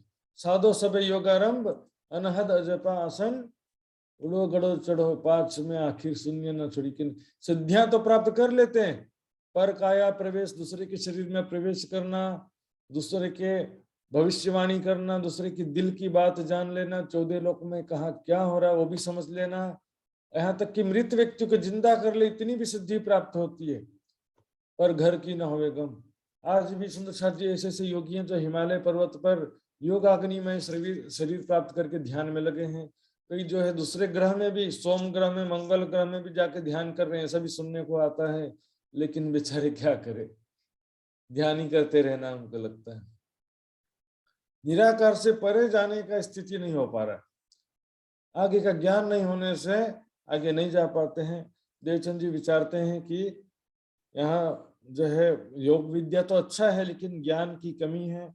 कण कण में ब्रह्म कहते हैं, कभी कण माया कहते हैं, कभी शरीर के अंदर ब्रह्म कहते हैं, ये तो पॉसिबल नहीं है। वाणी के हिसाब से भी हृदय चक्र में या दिल में, दुनिया वालों के दिल में परमात्मा बैठा है ऐसा कोई कहता है, वाणी की विपरीत बातें सुंदर साथ जी। कोई दिन तहाँ रहे फिर चले जागा, और फिर कुछ दिन रहते हैं संन्यास मत में, फिर आगे चलते हैं खोज करते हुए। फिर बड़े डिम्ब कन फटे थे वहां पर, नाथपंथ की योगी थे, बहुत बड़ा दिखावा करते थे। शरीर का कान फटे मतलब कान ऐसा बड़ा चीरा होता है, यहाँ साइड साइड में बाला पहनते हैं ना कान में, तो यहाँ पर जनरली क्या करते, छोटा सा छेद रहता है जिसमें वो पहन लेते हैं। लेकिन उनके कान क्या बहुत बड़ा चीरा होता है। तो चीरा कैसे हो जाता है, भारी भारी कुंडल पहनते हैं, भारी भारी हाथ में, तो क्या होता है कि भार की वजह से कान ऐसे नीचे लटकता है, और कान भी लंबा हो जाता है, और उसका कट भी लंबा हो जाता है। वे राजगुरु कहा होते, बहुत चेले, तिनको तो बहुत क्या थे, वो सिद्ध तंत्र मंत्र चमत्कार करने वाले होते थे। तो राजा लोग तो ऐसे लोग को गुरु बनाते हैं ना भाई। आज भी मंत्री नेता लोग को क्या चाहिए? ऐसे तंत्र मंत्र सिद्धि करने वाला चाहिए, चुनाव में जीत जाए ऐसा करके। कच्छ देश ताई मान ही जाए पहुंचे, इनमें कच्छ देश उनको बहुत मानता था, तो वो देवचंद जी भी वहां पहुंचते हैं। वाणी में तो क्या समस्त ग्रंथों में स्पष्ट रूप से लिखा है, योग दर्शन में अपनी लिखे को था कि सिद्धियां परमात्मा की प्राप्ति में बाधक हैं, योग दर्शन में अपनी लिखे को था। वाणी में प्राणनाथ जी ने कहा, साधो केहर कही करामाती दुनिया तितराते। फिर भी आज अपने सुंदर साथ में भी ऐसे ही चल पड़ा। चमत्कारी महापुरुष परमहंस, परमहंस बोलते हैं, लेकिन सुंदर साथ जी परमहंस शब्द तो ब्रह्म सृष्टि के लिए प्रयोग किया गया है। किसी चमत्कारी पुरुष के लिए परमहंस शब्द कहीं लिखा हो तो बता दो। नदी खिलखिला तीर पे उतरे परमहंस आए, तिनमें सिरदार अतीत। प्राणनाथ जी को परमहंस नहीं कहा, लेकिन आज परमहंस मतलब प्राणनाथ जी परमात्मा समझ लेते, राज्य का स्वरूप समझ लेते। सुंदर साथ को कहा गया नदी खिलखिला तीर पे उतरे परमहंस आए, तो सुंदर साथ को परमहंस कहा जा रहा है यहाँ पर। और दूसरी सबसे इंपोर्टेंट चौपाई है, कबीरे तीन सृष्ट के ही जीव हंस परमहंसो नाम। कबीर जी ने तीन सृष्टि का, जीव ईश्वरी ब्रह्म को कबीर जी ने क्या कहा? जीव हंस परमहंस, जिसको हिंदू ग्रंथों में जीव सृष्टि, ईश्वरी सृष्टि, ब्रह्म सृष्टि कहा, कुरान में आम खलक खास और खासल खास कहा, उसी को कबीर जी ने जीव हंस परमहंस का। हंस मतलब ईश्वरी सृष्टि, परमहंस मतलब ब्रह्म सृष्टि। सुंदर साथ में भी सब चमत्कार के पीछे बड़ी बड़ी बातें, चमत्कारिक बातें के आधार पर लोग जो है भ्रमित हो रहे हैं आज भी। जबकि झूठी दृष्टि जो बांधी झूठ सताते, दिल न लगत क्यों साथे। झूठी दृष्टि झूठ से लगी रहती है। कोई दिन तहां रहे साख ना हो अंदर, कुछ दिन वहां भी रहते हैं, लेकिन हृदय में साक्षी नहीं मिलती कि यहाँ पर कुछ हो सकता है। देखा कि ये लोग तो सब राजाओं को खुश करने में लगे हैं, मान प्रतिष्ठा में डूबे हैं, आत्म कल्याण की तड़प नहीं है, और ज्ञान में भी इनके कुछ खास नहीं है। पूछी चर्चा तीन की कछु ना पड़े खबर। आत्मा परमात्मा के विषय में कोई भी स्पष्ट बात नहीं बता सके। कण कण में है, शरीर में है, भूत प्रेत देवी देवता इसी में लगे हुए। फिर विरागी कापड़ी में रहे कोई एक दिन, जो घुमक्कड़ होते हैं ना, कभी शमशान घाट में, कभी रेलवे स्टेशन में गांजा फूकते रहते हैं, इधर से उधर एक भंडारा से दूसरा भंडारा घूमते रहते हैं, उनसे भी जाके मिले। वस्त न देखी तिनमें परे इंद्रिय बस मन, ज्ञान कुछ भी नहीं था, भक्ति साधना भी नहीं थी, मात्र इंद्रियों के वशीभूत होकर के लगे हुए थे। भौतिक सुख कहाँ से प्राप्त हो जाए, कहाँ से थोड़ा पैसा प्राप्त हो जाए, इसी में लगे हुए थे। इन बात महजद में मुल्ला की करी सोहबत। इस प्रकार अब मस्जिद में भी गए देवचंद जी, वहां पर एक मुल्ला के सोहबत में गए। मुल्ला से पूछा कि मुझे आत्मा परमात्मा के विषय में ज्ञान प्रदान करो। मुल्ला जी अब क्या ज्ञान है देखिए, जैसे हिंदुओं में बोलते हैं ना, अच्छा कर्म करेंगे तो कहाँ जाएंगे? रामरो कर्म करे પછી कहाँ जान छे? स्वर्ग। स्वर्ग में अप्सरा होने वहां पर बहुत सारा सुख मिलता है, अप्सरा होते हैं स्वर्ग में, बोलते हैं ना। वैसे इनका है, रोजा नमाज हज जकात कलमा करेंगे तो क्या होगा? जन्नत मिलेगा, जन्नत की प्राप्ति होगी। और उसमें जन्नत में कौन होंगे? हूरे होंगी। हूरे ऐसा थाली में खजूर लेकर के आएंगी, और बहुत स्वादिष्ट खजूर होगा। और वहां पर क्या होता है, खाना खाते तो है लेकिन पैखाना नहीं होता है, मतलब मल मूत्र का त्याग नहीं करना पड़ता है। ऐसा ये सब बातें बताते ही उन लोग स्वयं बताते हैं। और इनका जो सिस्टम क्या है, खुदा का स्वरूप तो मानते ही नहीं है, लेकिन अर्श आजम खुदा के सूरत या रूह के विषय में कोई ज्ञान नहीं होता। मेरी रूह कहाँ से आई है, और अर्श आजम कहाँ पर है, खुदा का सूरत है, ऐसा मानते ही नहीं। खुदा का तो सूरत मानते ही नहीं है ना। तो सूफी लोग भी है, देखिए हमारी सुंदर साथ भी सूफी सॉन्ग से कुछ ज्यादा ही प्रभावित होने लगते, बिना समझे, समझते भी नहीं है और खुश हो जाते हैं। ख्वाजा मेरे ख्वाजा, क्या है ख्वाजा? ये परमात्मा को ख्वाजा कहा गया है यहाँ पे। अपने गुरु को ख्वाजा बोलते हैं, ख्वाजा मोइनुद्दीन चिश्ती। ख्वाजा अपने गुरु को बोलते हैं, उनके जो सूफी संत हुए रहते हैं। अपने परमात्मा को निराकार बोलते हैं। उनका सिद्धांत होता है अनल हक। अनल हक है ना, अहम ब्रह्मास्मि, मैं ही ब्रह्म हूँ, तुम भी ब्रह्म, मेरे अंदर भी खुदा का नूर है, तुम्हारे अंदर भी खुदा का नूर है, ऐसा सिद्धांत रहता है। और उस समाजा लीन हो जाओ, मैं खुदा में लीन हो जाओ, ऐसा बोलते हैं। अपने सुंदर साथ भी देखा देखी बनने लगे, परमात्मा में लीन हो जाओ, परमात्मा में समा जाओ, और वो मार्फत स्वरूप के नाम पर गलत धारणा बना लिया सबने। मार्फत में राज्य भी नहीं रहते हैं लोग, तो उसके आधार पर क्या करते हैं, राज्य में समा जाओ, राज्य में लीन हो जाओ, ऐसा नया जो चला रखा है लोगों ने। मंदिर में युगल स्वरूप मत पधराओ, राज्य समाजी ऐसा बोलते हैं, बस वाणी रख दो कुछ, और युगल स्वरूप का शोभान मत रखो, क्योंकि मार्फत में राज्य की सिवा कोई नहीं रहता है। इसलिए मैंने पहले दिन विस्तार से बताया था सुंदर साथ जी की मार्फत वास्तव में क्या है। बेशक होए दीदार कर ले जवाब होए बेशक, यही मोमिनो मार्फत खिलवत कर सार्थक, राज्य के साथ में प्रेम आनंद में लीलाएं करना ही मोमिनों की मार्फत है सुंदर साथ जी। और ऐसे मैंने बहुत सारा प्रमाण दिया था उस समय। तो यहाँ पर भी जो थे मुसलमान, क्या है, जन्नत में हूरें मिलेंगी, इसी में उनका ध्यान लगा हुआ है। स्वयं को बम लगा के उड़ा देना, और जो भी नमाज पढ़ते हैं किस लिए करते हैं, जन्नत के लिए। इसके लिए किसी ने शायरी कहा है, ये जो जाहिर परस्त हैं, अर्थात दिखावे का जो भक्ति करते हैं, वे कब हक परस्त हैं, वो परमात्मा के भक्त नहीं है। वो किसके भक्त हैं, हूरों के भक्त हैं। ये सब हवा परस्त है। इनका जो है एक्टिविटी देखिए कितना खराब रहता है। इसलिए जन्नत में तो हूरे बोलते ही हैं, और इस संसार में भी अपने बहू बेटी पत्नी, इसमें उनका कोई वो रहनी आचरण उच्च कोटि का नहीं होता है। और ब्राह्मण भेष कई और भेष सब ठोर, खोजत ही फिरत रहे मेहनत करे जोर। इस प्रकार देवचंद जी और भी अनेकों ब्राह्मण वेशभूषा मत पंथों में खोजते ही रहे, अंत में निराश होकर के भोजनगर आ जाते हैं। कई कसौटी करी दुल्हन सो हम कारण हम सब संयम, ताकि हम सब सुंदर साथ को दोबारा मेहनत न करना पड़े, सबका सार निकाल करके वाणी में रख दिया। अब भोजनगर आते हैं। भोजनगर में एक राधा वल्लभी मार्ग के संत थे, हरिदास जी महाराज, और उनके पास में आते हैं। मंदिर था उनका बहुत बड़ा, सेवत कारा जातम। हरिदास जी जो है मात्र आत्म कल्याण के लिए भक्ति करते थे, कोई दिखावा के लिए, मान प्रतिष्ठा को लागी, धन संपत्ति को लागी भक्ति नहीं करते थे।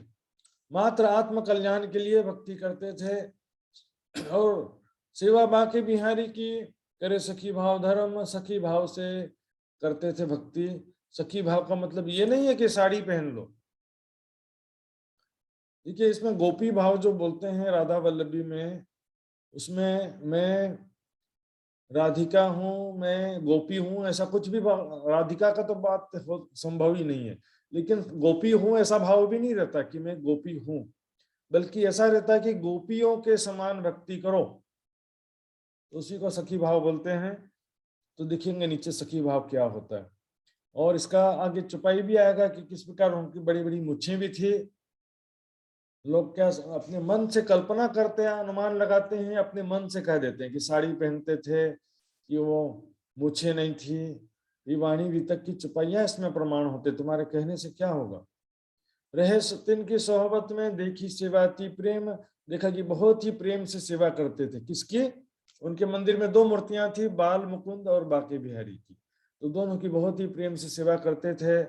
जैसे साक्षात कोई बैठा हो तो उसकी क्या क्या सेवा करना पड़ता है, उठापन, स्नान, श्रृंगार, फिर बाल भोग, राजभोग, शयनार्थी, सब उड़ावनी सारा करते थे। जब रुत आवे गर्मी की तब सेवा तीन माह, जब गर्मी की ऋतु आती थी तो ठंडक का इलाज करते थे। मतलब कूलर, आज के समय में क्या करते हैं हम, कूलर लगा देते हैं। खाने में जो भोजन भोग लगा रहे हैं तो भोजन में ठंडे तासीर का भोजन लगाना पड़ता है। फ्रेश फ्रूट जैसे है, लोग क्या गर्मी में कई बार ड्राई फ्रूट भी भोजन भोग लगा देते हैं। तो गर्मी में ड्राई फ्रूट का भोग नहीं लगाना चाहिए ऐसा कहते हैं, क्योंकि वो गर्म तासीर का होता है। गर्मी में जैसे हम सूती वस्त्र बारीक कपड़े पहनते हैं, उसी तरह से राज्य के लिए भी क्या करते हैं, सूती वस्त्र का बागा वस्त्र तैयार किया जाता है।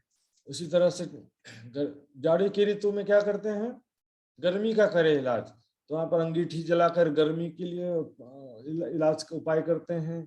खाने में जैसे ड्राई फ्रूट, सूखे मेवे जो गर्म तासीर के हैं। अब कई लोग ठंडी में क्या करते हैं, सुबह में केला काट करके भोग लगा देते हैं।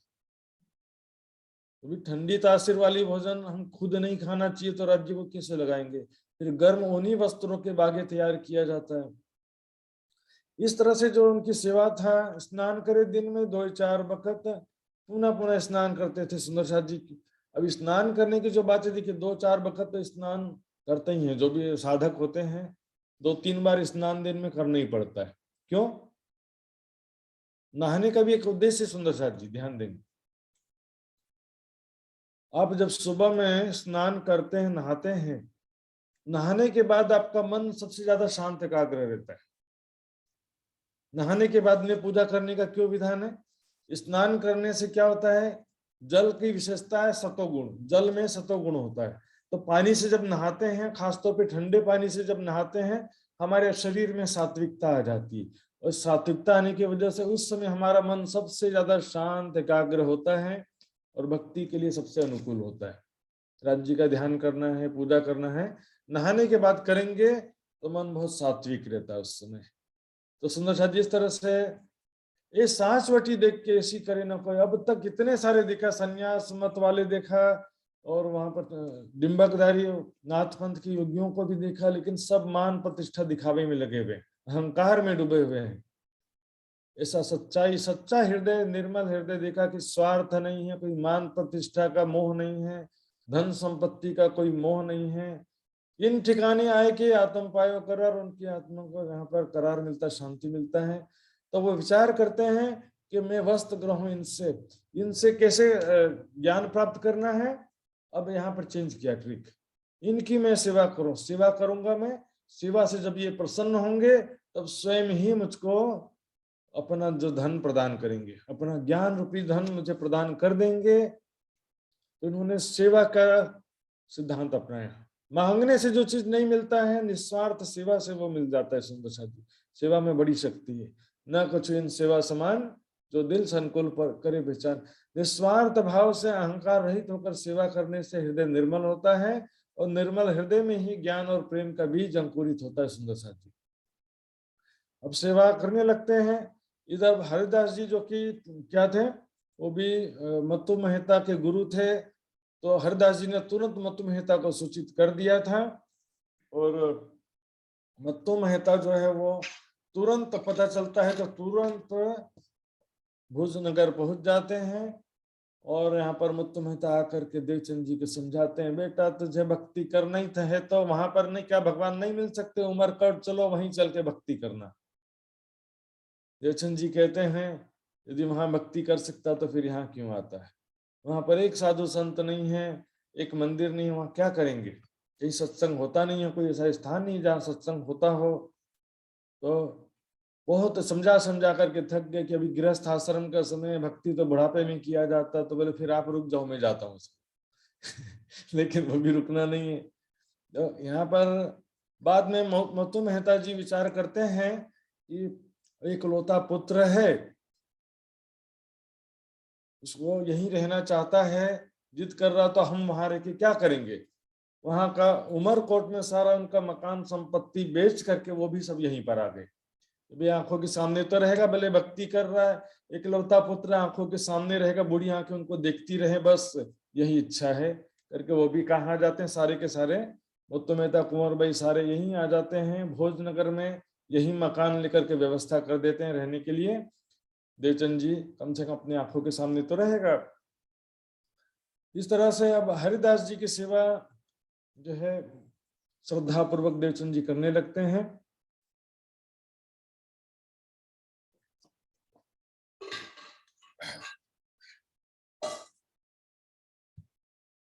देवचंद जी विचार करते हैं कि बहुत ही श्रद्धा पूर्वक देवचंद जी सेवा कर रहे हैं, तो सोचते हैं कि योग्य है देवचंद्र, श्रद्धालु है, मुमुक्षु है, तो उसको एक दिन मंत्र दीक्षा देने का निश्चित करते हैं। देवचंद जी योग्य है, इसको मंत्र दीक्षा प्रदान किया जाए। ऐसा विचार करके एक दिल में लिया दिन, तो मंत्र दीक्षा प्रदान करने के लिए एक दिन, शुभ दिन निश्चित कर लिया कि इस दिन तुमको मंत्र दीक्षा प्रदान किया जाएगा। इधर मत्तु मेहता दूसरा प्लानिंग में लगे थे, क्यों ये डालो माया में, किसी तरह से इसको माया में डाल दूं, किसी तरह से इसकी शादी करा दूं, तो पत्नी बच्चे के मोह में फंस जाएगा और फिर छूटे वैराग्य इनसे, वैराग्य छूट जाएगा, फिर लाइन पर आ जाएगा। अभी लाइन से भटक गया, लाइन में आ जाएगा करके। तो फिर लेकिन देवचंद जी तो मानते नहीं थे ना, तो गुपचुप रूप से एक जगह में सगाई भी कर दिया और शादी का डेट भी निश्चित कर दिया। और संयोग से क्या हुआ, जिस दिन मंत्र दीक्षा का डेट था वही डेट शादी का भी आ गया। तो दोनों, इधर देवचंद जी को नहीं मालूम है कि शादी का डेट फिक्स हो गया, उधर मत्तु मेहता को नहीं मालूम कि मंत्र दीक्षा लेने वाले हैं। अब राधा वल्लभी मार्ग में क्या होता था, मंत्र दीक्षा लेने के लिए भद्र वेश धारण करना पड़ता था। तो हरदास जी के कहे अनुसार देवचंद जी भद्र वेश होकर के पहुंच जाते हैं, सुबह नहा धो करके भद्र वेश, सिरमुंडा लेते हैं सिरमुंडा लेते हैं, और जो बिना सिला हुआ कपड़ा होता है ना, बिना सिला हुआ कपड़ा कमर में लपेटते हैं, ऊपर ऐसे पहन लेते हैं। ये क्या, कुर्ता सिला हुआ कपड़ा है, बिना सिला हुआ कपड़ा पहनते हैं और पहुंच जाते हैं सुबह में मंत्र दीक्षा लेने के लिए। तो वहां पर हरिदास जी पूछते हैं, इससे पहले क्या तुमने किसी और से मंत्र दीक्षा लिया है? तो देवचंद जी कहते हैं, हाँ मैंने इससे पहले मंत्र दीक्षा लिया है। किससे लिया है? एक सन्यासी से लिया था मंत्र दीक्षा।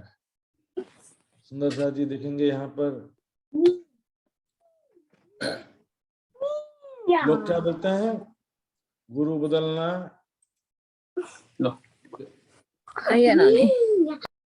इसका चालू रह गया। सुंदर सा जी,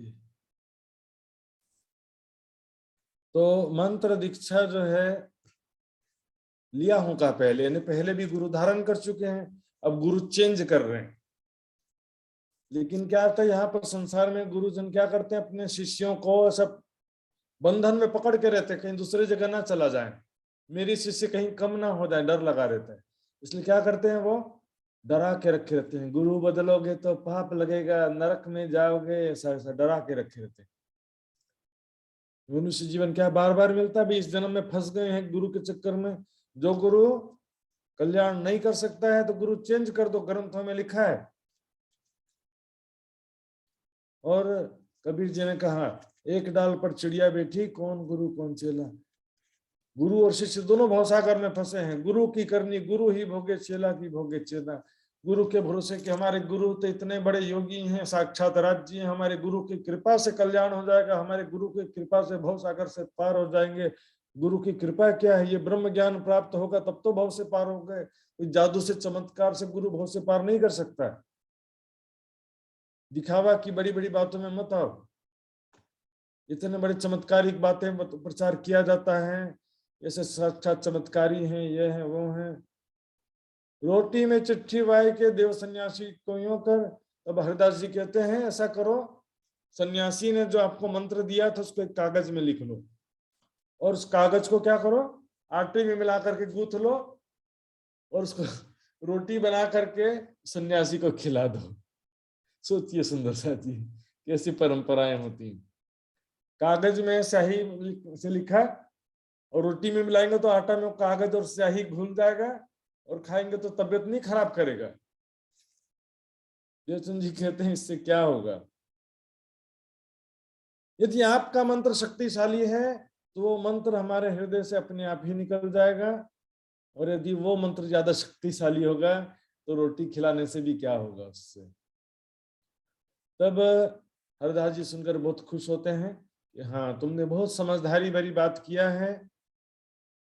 तब उनको नाम सुमरन प्रदान करते, मंत्र दीक्षा देते हैं। देखो स्वरूप सन्मुख सामने, बाकी बिहारी और बाल मुकुंद जी का स्वरूप है, उसको सामने देखो, और मंत्र में जो बोलता हूँ उसको दोहराओ। उनको बोलते हैं, बज मन श्री वृंदावन कुंज बिहारी नित्य विलास। देखिए मंत्र क्या होता है, मननाथ इति मंत्रम, जिसका मनन किया जाता है, चिंतन किया जाता है, उसको मंत्र कहते हैं। मंत्र का दोनों उपयोग होता है, जप भी करते हैं लेकिन उसमें गाइडलाइन भी होता है, मार्गदर्शन भी होता है। यहाँ देखिए सुंदर जी, भज मन है मेरे मन, तो वृंदावन में नित्य रमन करने वाले कुंज बिहारी बाके बिहारी हैं, उनका चिंतन करो, ध्यान करो, भजन करो।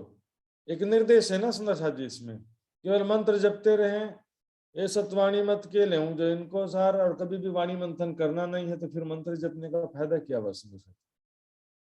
उसमें जो दिशा निर्देश है उसका पालन तो करना पड़ता है ना। सखी भाव हो भजियो, उपदेश करके सखी भाव हो करके भजना, ऐसा उपदेश किया। इस प्रकार से सुंदर जी सखी भाव का मतलब ये नहीं है कि मैं गोपी हूं, ऐसा नहीं होता। गोपी जैसा भक्ति करो बोलते हैं। हमारे में क्या होता है सुंदर साथ जी निजानंद में, मैं राज्य की अंगना हूं, स्वयं को परात्म स्वरूप में देखो, ऐसा होता है ना। उसमें ऐसा नहीं होता है कि मैं गोपी हूं। और राधिका का तो सवाल ही नहीं, मैं राधिका हूं ऐसा तो उनका सपने में भी कल्पना नहीं होता है। लेकिन गोपी हूं ऐसा भी नहीं होता है। गोपी जैसा बनने का प्रयास करो। इसलिए क्या करते हैं हम लोग, साड़ी पहन लेते हैं। तो साड़ी पहन के क्या गोपी हो जाता है कोई? ये शरीर को क्या रासरमण, इस शरीर को रासरमण करना है। और रास के विषय में मैंने बताया भी था सुंदर साथ जी, ब्रह्म आत्माएं जो उस लीला में शामिल थी, उन्होंने कह दिया कि हमको यहाँ नहीं रहना है, हमको ये रास मंडल अग्नि के समान लगता है, और दुनिया पीछे भागती रहती है, हमको रास लीला का सुख मिल जाए। भोग तो सबको चाहिए, लेकिन रोग किसी को नहीं चाहिए। जहां सुख है तो वहां दुख भी है, संसार का नियम है। भोग में रोग है, थोड़े दिन सुख है तो थोड़े दिन दुख भी है, दिन होता है तो रात भी होता है, संसार का नियम है। अब देवचंद जी दीक्षा लेकर के वापस आते हैं घर पर। यहाँ तो शहनाइयां बज रही थी, सब बजता ना शहनाई से। घर में म्यूजिक व्यूजिक बज रहा था, तैयारियां चल रही थी, रिश्तेदार भी सारे पहुंच गए थे घर में। सुबह सुबह रिश्तेदार भी जगह जगह से आ गए थे, और सभी वहां पर शादियां खुशियां की तैयारी कर रहे थे। खुशी हो रहे थे कि आज शादी उत्सव है, विवाह होने वाला है। पता नहीं सब लोग मिलजुल के नाचने गाने लगते हैं। एक जने टेंशन में रहता, बाकी सारे लोग फ्री में सब खाने पीने को मिल रहा है, नाचते रहते हैं। सुंदर साथ जी, एक आदमी जो सारी व्यवस्था कर रहा है, सारा खर्चा कर रहा है शादी के लिए, वो दिन रात टेंशन में। घर का जो मुखिया है, पिताजी है, वो शादी के लिए दिन रात टेंशन में रहता है, और बाकी सब लोग नाचते रहते हैं। मुफ्त में, फ्री में नाचने गाने खाने को मिल रहा है। लाखों रुपया खर्चा करते शादी में। श्री राम शर्मा आचार्य जी ने कहा कि खर्चीली शादियां मनुष्य को दरिद्र और बेईमान बनाती हैं। एक गरीब आदमी शादी करते समय कितना दुखी होता है, अमीर आदमी लाखों रुपया खर्चा करता है। विचार करिए सुंदर साथ जी, ये बिल्कुल उचित नहीं है। कौन सी ऐसी बड़ी खुशी की बात हो गई है यहाँ पर, और हुई भी है तो भी इतना खर्चा किस लिए सुंदर साथ जी? सारे रिश्तेदार इकट्ठा हो जाते हैं। अब वहां पर देवचंद जी पहुंच गए, मेकअप कर श्रृंगार करके पहुंच गए। कौन सा श्रृंगार? भद्रवेश। बोले आज ये कैसा श्रृंगार किया तुमने, एक कैसे काम किया? चाहिए श्रृंगार स्टोर, तुमको आज शादी का दिन था, तुमको सजना चाहिए था। आज ये कैसे मूर्ख के जैसे तुम तैयार होकर आ गए हो? मतलब माता पिता अपने दृष्टिकोण से बोल रहे हैं, धिक्कार है तुम जैसे पुत्र को। इतनी मन्नत के बाद एक पुत्र मिला, लेकिन जीवन में कभी सुख प्रदान नहीं किया उसने। आज जैसे शादी का अवसर था, भद्र वेश धारण करके आ गए। माता जी रोने लगी, पीटने लगे, सब लोग झगड़ा करने लगे। मुद्दु मेहता गुस्सा होकर के डराने लगे कि आज या तो मैं मर जाऊंगा, तुझे मार दूंगा, ऐसा ज्यादा गुस्सा में बोलने लगे। देवचंद जी कहते हैं कि तो आपको क्या करना है? मैंने बार बार मना किया कि मुझे शादी नहीं करना है, फिर भी आपने जबरदस्ती मुझसे पूछे बिना ऐसा रख दिया, इसमें मेरी क्या गलती है? तो सुंदर साथ जी सबने मिलकर के बीच बचाव करते हुए आप सबको समझाया। बोले पिताजी आत्महत्या करेंगे, बोल रहे शादी कर लो बेटा करके। तो देवचंद जी वैसे ही वो सिर मुंडाया हुआ था ना, उसी में पाग वाग पहना करके वैसी दुल्हा बना करके जैसे तैसे शादी कर दिए। देवचंद जी बोले करना तो कर लो शादी, इसमें मुझे कौन सा काम करना है? एक को बैठे बैठे खिला रहे थे, दूसरी आ जाएगी उसको भी तुमको ही खिलाना, मैं कुछ करने वाला नहीं हूं। अब देवचंद जी की जो दिनचर्या है उसमें जरा भी चेंज नहीं हुआ। 8 प्रहर में से सिर्फ 1 प्रहर घर आते थे।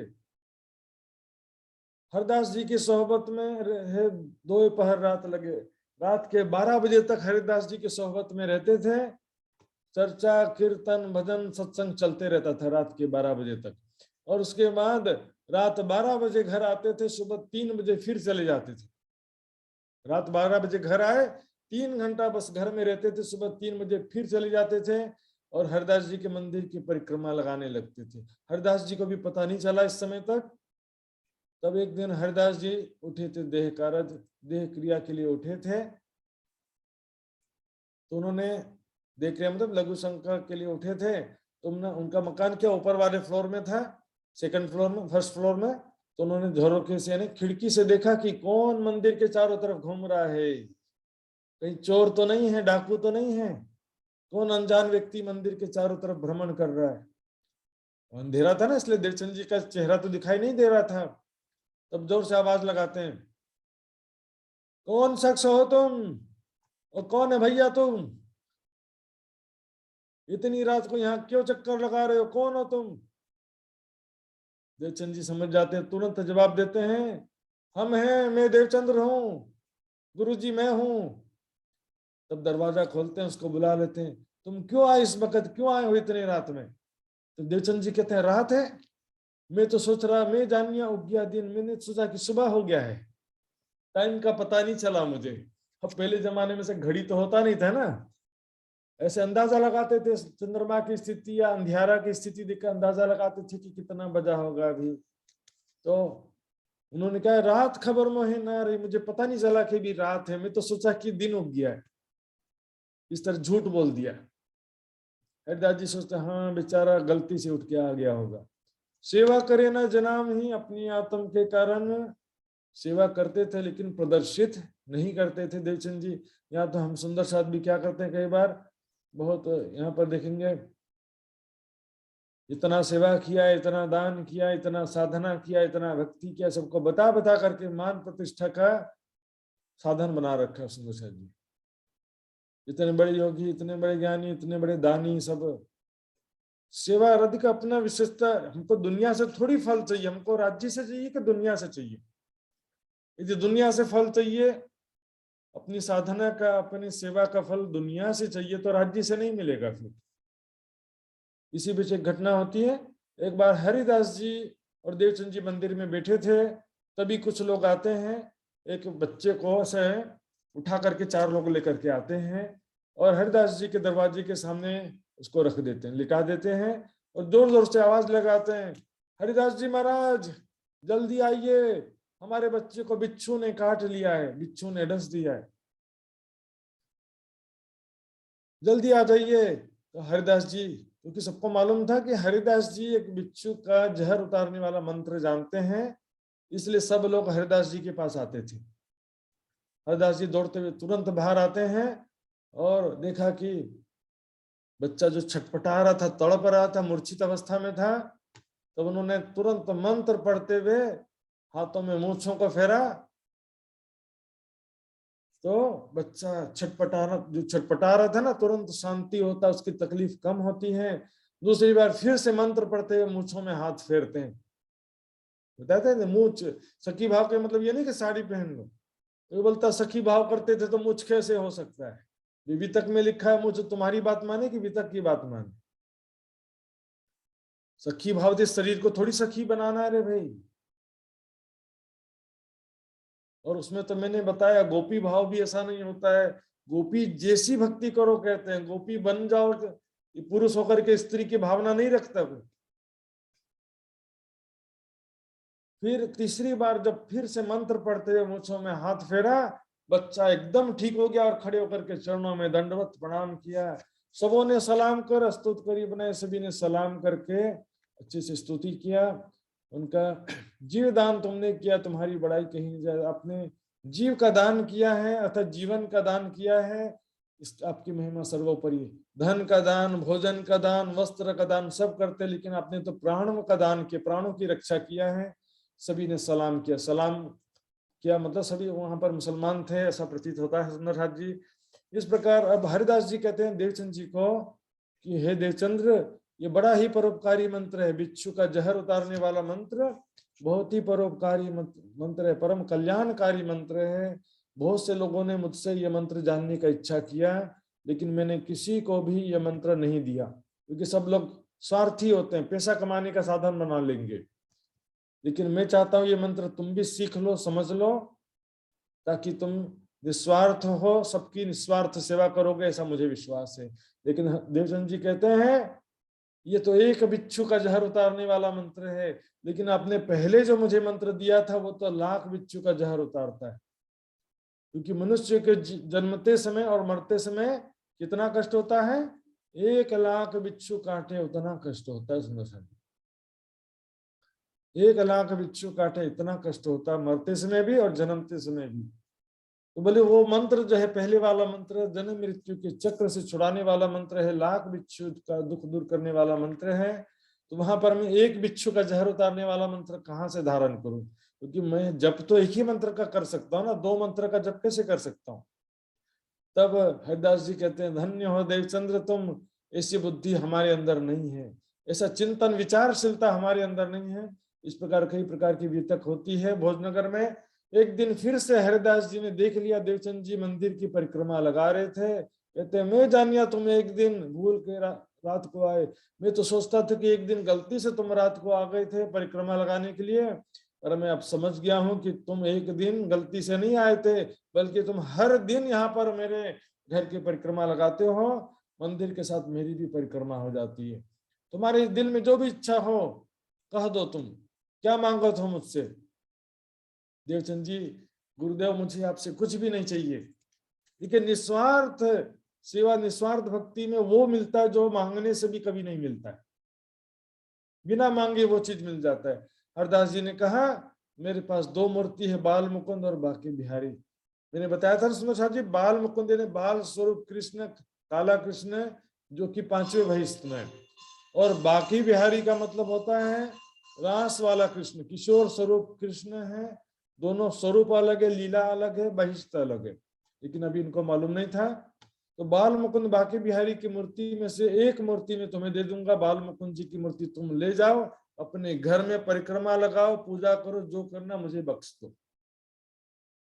ये निस्वार्थ सेवा में ये फल है। सुंदर जी देखा हमने इस प्रकार से उन्होंने 2 में से एक मूर्ति जो है देने का निश्चय कर दिया निस्वार्थ सेवा में। देवचंद जी कहते हैं जैसी गुरु की आज्ञा, इस प्रकार एक दिन निश्चित करते हैं कि सुबह में तुम आ जाना। अब उस दिन सुबह, जिस दिन बाल मुकुंद जी की मूर्ति देना था, उस दिन सुबह में जैसे ही हरिदास जी ने स्नान वगैरह करके मंदिर का कपाट खोला, दरवाजा खोला, तो अंदर क्या देखते हैं? बाल मुकुंद जी की मूर्ति गायब है। बाल मुकुंद जी की मूर्ति वहां पर दिखाई नहीं दी। कल रात में तो मैंने यहीं पधराया था, यहीं पढ़ावनी किया था, तो बाल मुकुंद जी की मूर्ति कहाँ चली गई? तो आसपास खोजते हैं, सिंहासन पर, शैया पर, सब जगह खोज डाला, लेकिन मूर्ति नहीं मिली। स्वरूप तो कहूं ना पाऊं ही भाई हरिदास जी तिल की मूर्ति कहीं भी नहीं मिली। तो हरिदास जी बहुत दुखी हो जाते हैं। घर के लोगों से, पत्नी से पूछते हैं कि कोई रात में यहाँ पर आया तो नहीं था चोर वोर? कहते यहाँ किसकी हिम्मत है जो आ जाए यहाँ चोरी करने के लिए। तो हरिदास जी सोचते हैं कि अब कैसे हो गया गड़बड़, लेकिन यहाँ पर बाकी बिहारी की मूर्ति तो थी, बाल मुकुंद जी की मूर्ति मात्र गायब हुई थी। तो बाकी बिहारी की मूर्ति थी तो उनका उठापन किया, उनका सेवा किया, जो भी करते हैं, बाल भोग राजभोग सब किया, क्योंकि बाकी बिहारी की मूर्ति है तो वो तो करना पड़ेगा ना। बाल मुकुंद जी को लेकिन ढूंढते ढूंढते परेशान हो गए। तब देवचंद जी पहुंचते हैं, देवचंद जी को सारी बात पता चलती है। तो देवचंद जी भी दुखी तो होते हैं, लेकिन गुरु जी को, हरिदास जी को सांत्वना देते हैं, हे गुरुदेव आप क्यों दुखी होते हो? आपने तो उसी दिन दे दिया था, तुम तो हमको दे चुके, आप तो उसी दिन दे चुके थे जब आपने मुझे बोला था, देने का वादा किया था। ये तो मेरे अंदर ही कोई कमी थी या मेरे अंदर ही कोई गलती हुई है जिस कारण बाल मुकुंद जी मेरे घर नहीं आए, इसमें आपकी कोई भी गलती नहीं है। लेकिन हरदास जी नहीं मानते। हरदास जी कह देते हैं मैं जब तक बाल मुकुंद जी की मूर्ति नहीं मिलेगी तब तक भोजन प्रसाद कुछ भी ग्रहण नहीं करूंगा। जब मैं दर्शन करो तब मोहि होय करार, जब मैं बाल मुकुंद जी की मूर्ति प्राप्त होगी तभी मुझे शांति मिलेगी। बिहारी जी का रोगाए 2 बाल भोग राजभोग, बिहारी जी ने बाकी बिहारी जी को मूर्ति को बाल भोग आरोगाया, राजभोग आरोगाया, सब कुछ करते हैं। और बाकी सारे लोग, हरिदास जी, उनकी पत्नी देवचंद जी, सब उपवास, सुबह से भोजन ही नहीं किया किसी ने, मानो कि वो एकादशी का व्रत कर रहे हो सारे लोग। इस प्रकार से पूरा दिन व्यतीत हो गया। रात में बाकी बिहारी का पुढ़ावनी करके मंदिर का दरवाजा लगा दिया था हरिदास जी ने, और मंदिर के सामने ही बैठे रहे रात भर। तो मध्य रात में जब हुई, कछु आंख मिची तब कुछ आंखें से बंद हुई, झपकी लगता है ना, बैठे बैठे सो जाते हैं ऐसे, चर्चा सुनते सुनते भी सो जाते हैं कई लोग ऐसे। तो कछु आंख मिची तब आंखें जो है झपकी आ गया बोलते हैं ना, थोड़ा सा बंद हुई, नींद आया थोड़ा सा। तभी क्या देखा उन्होंने, बाल मुकुंद जी साक्षात प्रकट हो गए, ऐसा देखा उन्होंने। कैसा, हल्की सी नींद जैसी अवस्था में देखा सुंदर साथ जी। आंख मिची थी, उस स्थिति में क्या देखा, जैसे कि साक्षात बाल मुकुंद जी सामने प्रकट हो गए हैं। ओहो प्रभु जी कहाँ गए हते, कहते हैं प्रभु जी, बाल मुकुंद जी आप कहाँ चले गए थे, आपको ढूंढते ढूंढते मैं तो थक गया, दुखी हो गया। बाल मुकुंद जी कहते हैं हम तो उठ ही बैठे आते हैं। यहाँ से सुंदर साथ जी भी दो प्रसंग, इंपोर्टेंट प्रसंग है ये। अभी तक जो प्रसंग था उससे ज्यादा महत्वपूर्ण दुईटा प्रसंग यहाँ पर आज को सिलेबस में है। तो हम तो वहीं बैठे थे, मंदिर में ही था, कहते बाल मुकुंद जी। फिर क्यों ना दिया दीदार, आपको दर्शन क्यों नहीं दिया आपने। कहीं तुम मुझको पधरा होते थे श्री देवचंद जी के द्वार, आप मुझे देवचंद जी के घर भेज रहे थे, इसलिए मैं गायब हो गया, दृश्य हो गया। सो तुमको इन स्वरूप की भाई नहीं पहचान, तुमको इनके स्वरूप की पहचान नहीं है, देवचंद जी के स्वरूप की तुमको पहचान नहीं है। मैं इनकी न सेवा न सह सकूं, न सह सकूं एहसान, न मैं उनकी सेवा सहन कर सकता हूँ, ना उनका कोई एहसान ही सहन कर सकता हूँ। सुंदर साहब जब यहाँ ध्यान देखे, यहाँ पर क्योंकि वितक साहब में यहाँ पर कोई डिस्क्रिप्शन नहीं है, क्या कहा हरिदास जी को बाल मुकुंद जी ने, क्या कहा, ऐसा चौपाइयों में कोई भी डिस्क्रिप्शन नहीं है, विवरण नहीं है। इस कारण क्या होता है कि दो तीन प्रकार के विचारधाराएं, मंतव्य, अनुमान सुनने को मिलते हैं। जैसे कि एक बात ऐसा भी सुनने को मिलता है कि बाल मुकुंद जी ने ऐसा कहा कि देवचंद जी के अंदर परब्रह्म की अर्धांगिनी शक्ति श्यामा जी की आत्मा है। जब ब्रज मंडल में परमात्मा मेरे तन में आए थे, तब श्यामा जी की आत्मा राधिका जी के तन में आई थी, उन्होंने मुझे बेहद मंडल में अखंड कर दिया, फलाना फलाना। इस प्रकार की विचारधारा आती है सुंदर साथ जी। तो इसमें प्रश्न है, इसमें भी उठता है कि फिर तो भाई एक तो तारतम्य ज्ञान अभी प्रकट नहीं हुआ था सुंदर साथ जी।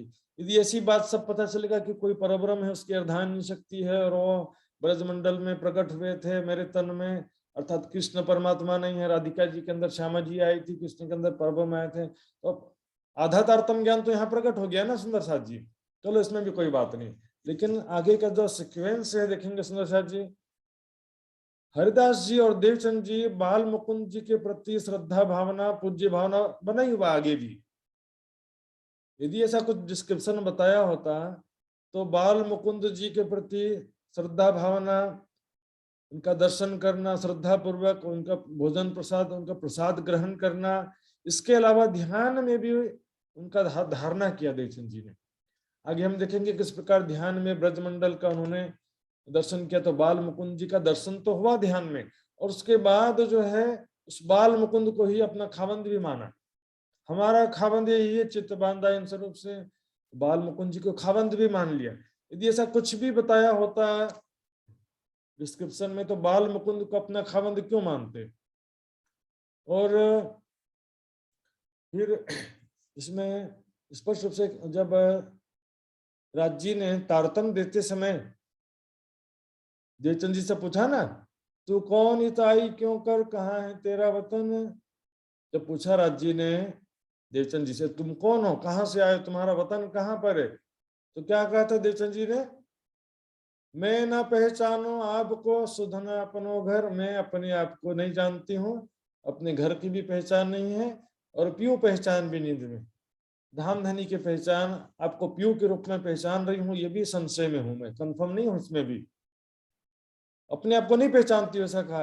यदि वो श्यामा जी है ऐसा बताया होता बाल मुकुंद ने, तो यहाँ कहते ना कि मैं श्यामा जी हूँ, परब्रह्म की अर्धांगिनी शक्ति श्यामा जी हूं मैं, ऐसा बोलते। फिर यदि हरदास जी को राज जी बताए होते तो फिर क्या करते,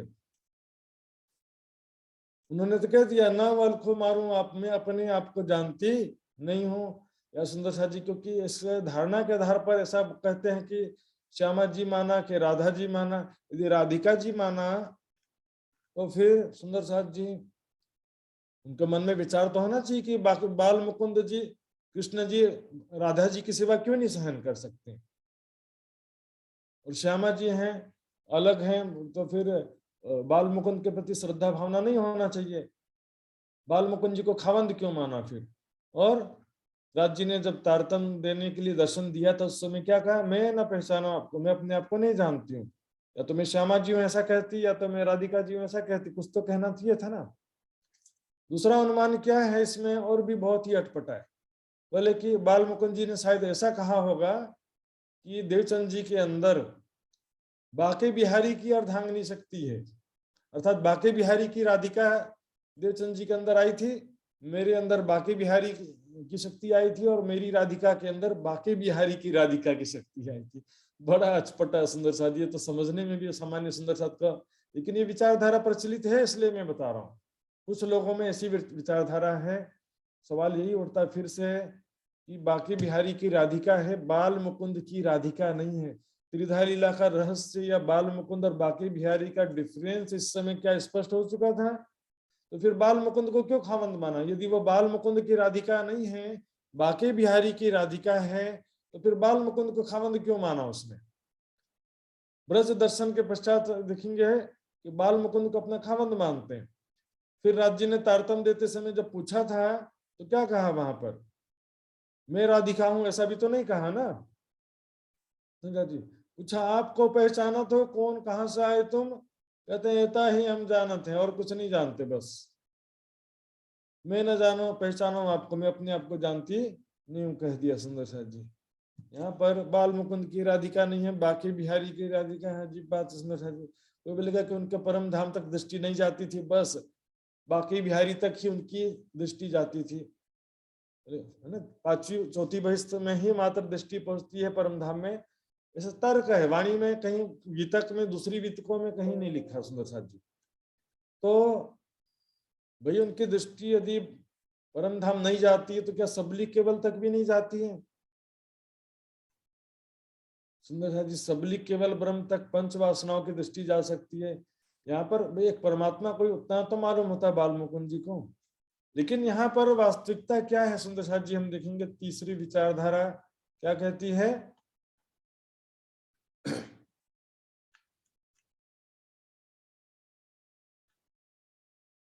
तीसरी विचारधारा क्या कहती है, वो वितकों पर आधारित है। लल्लू भट्ट की वितक में और वृतांत मुक्तावली में तीसरी बात लिखी है। ये बात कुछ चल भी जाएगी सुंदर सा जी, देखिए क्या लिखा है।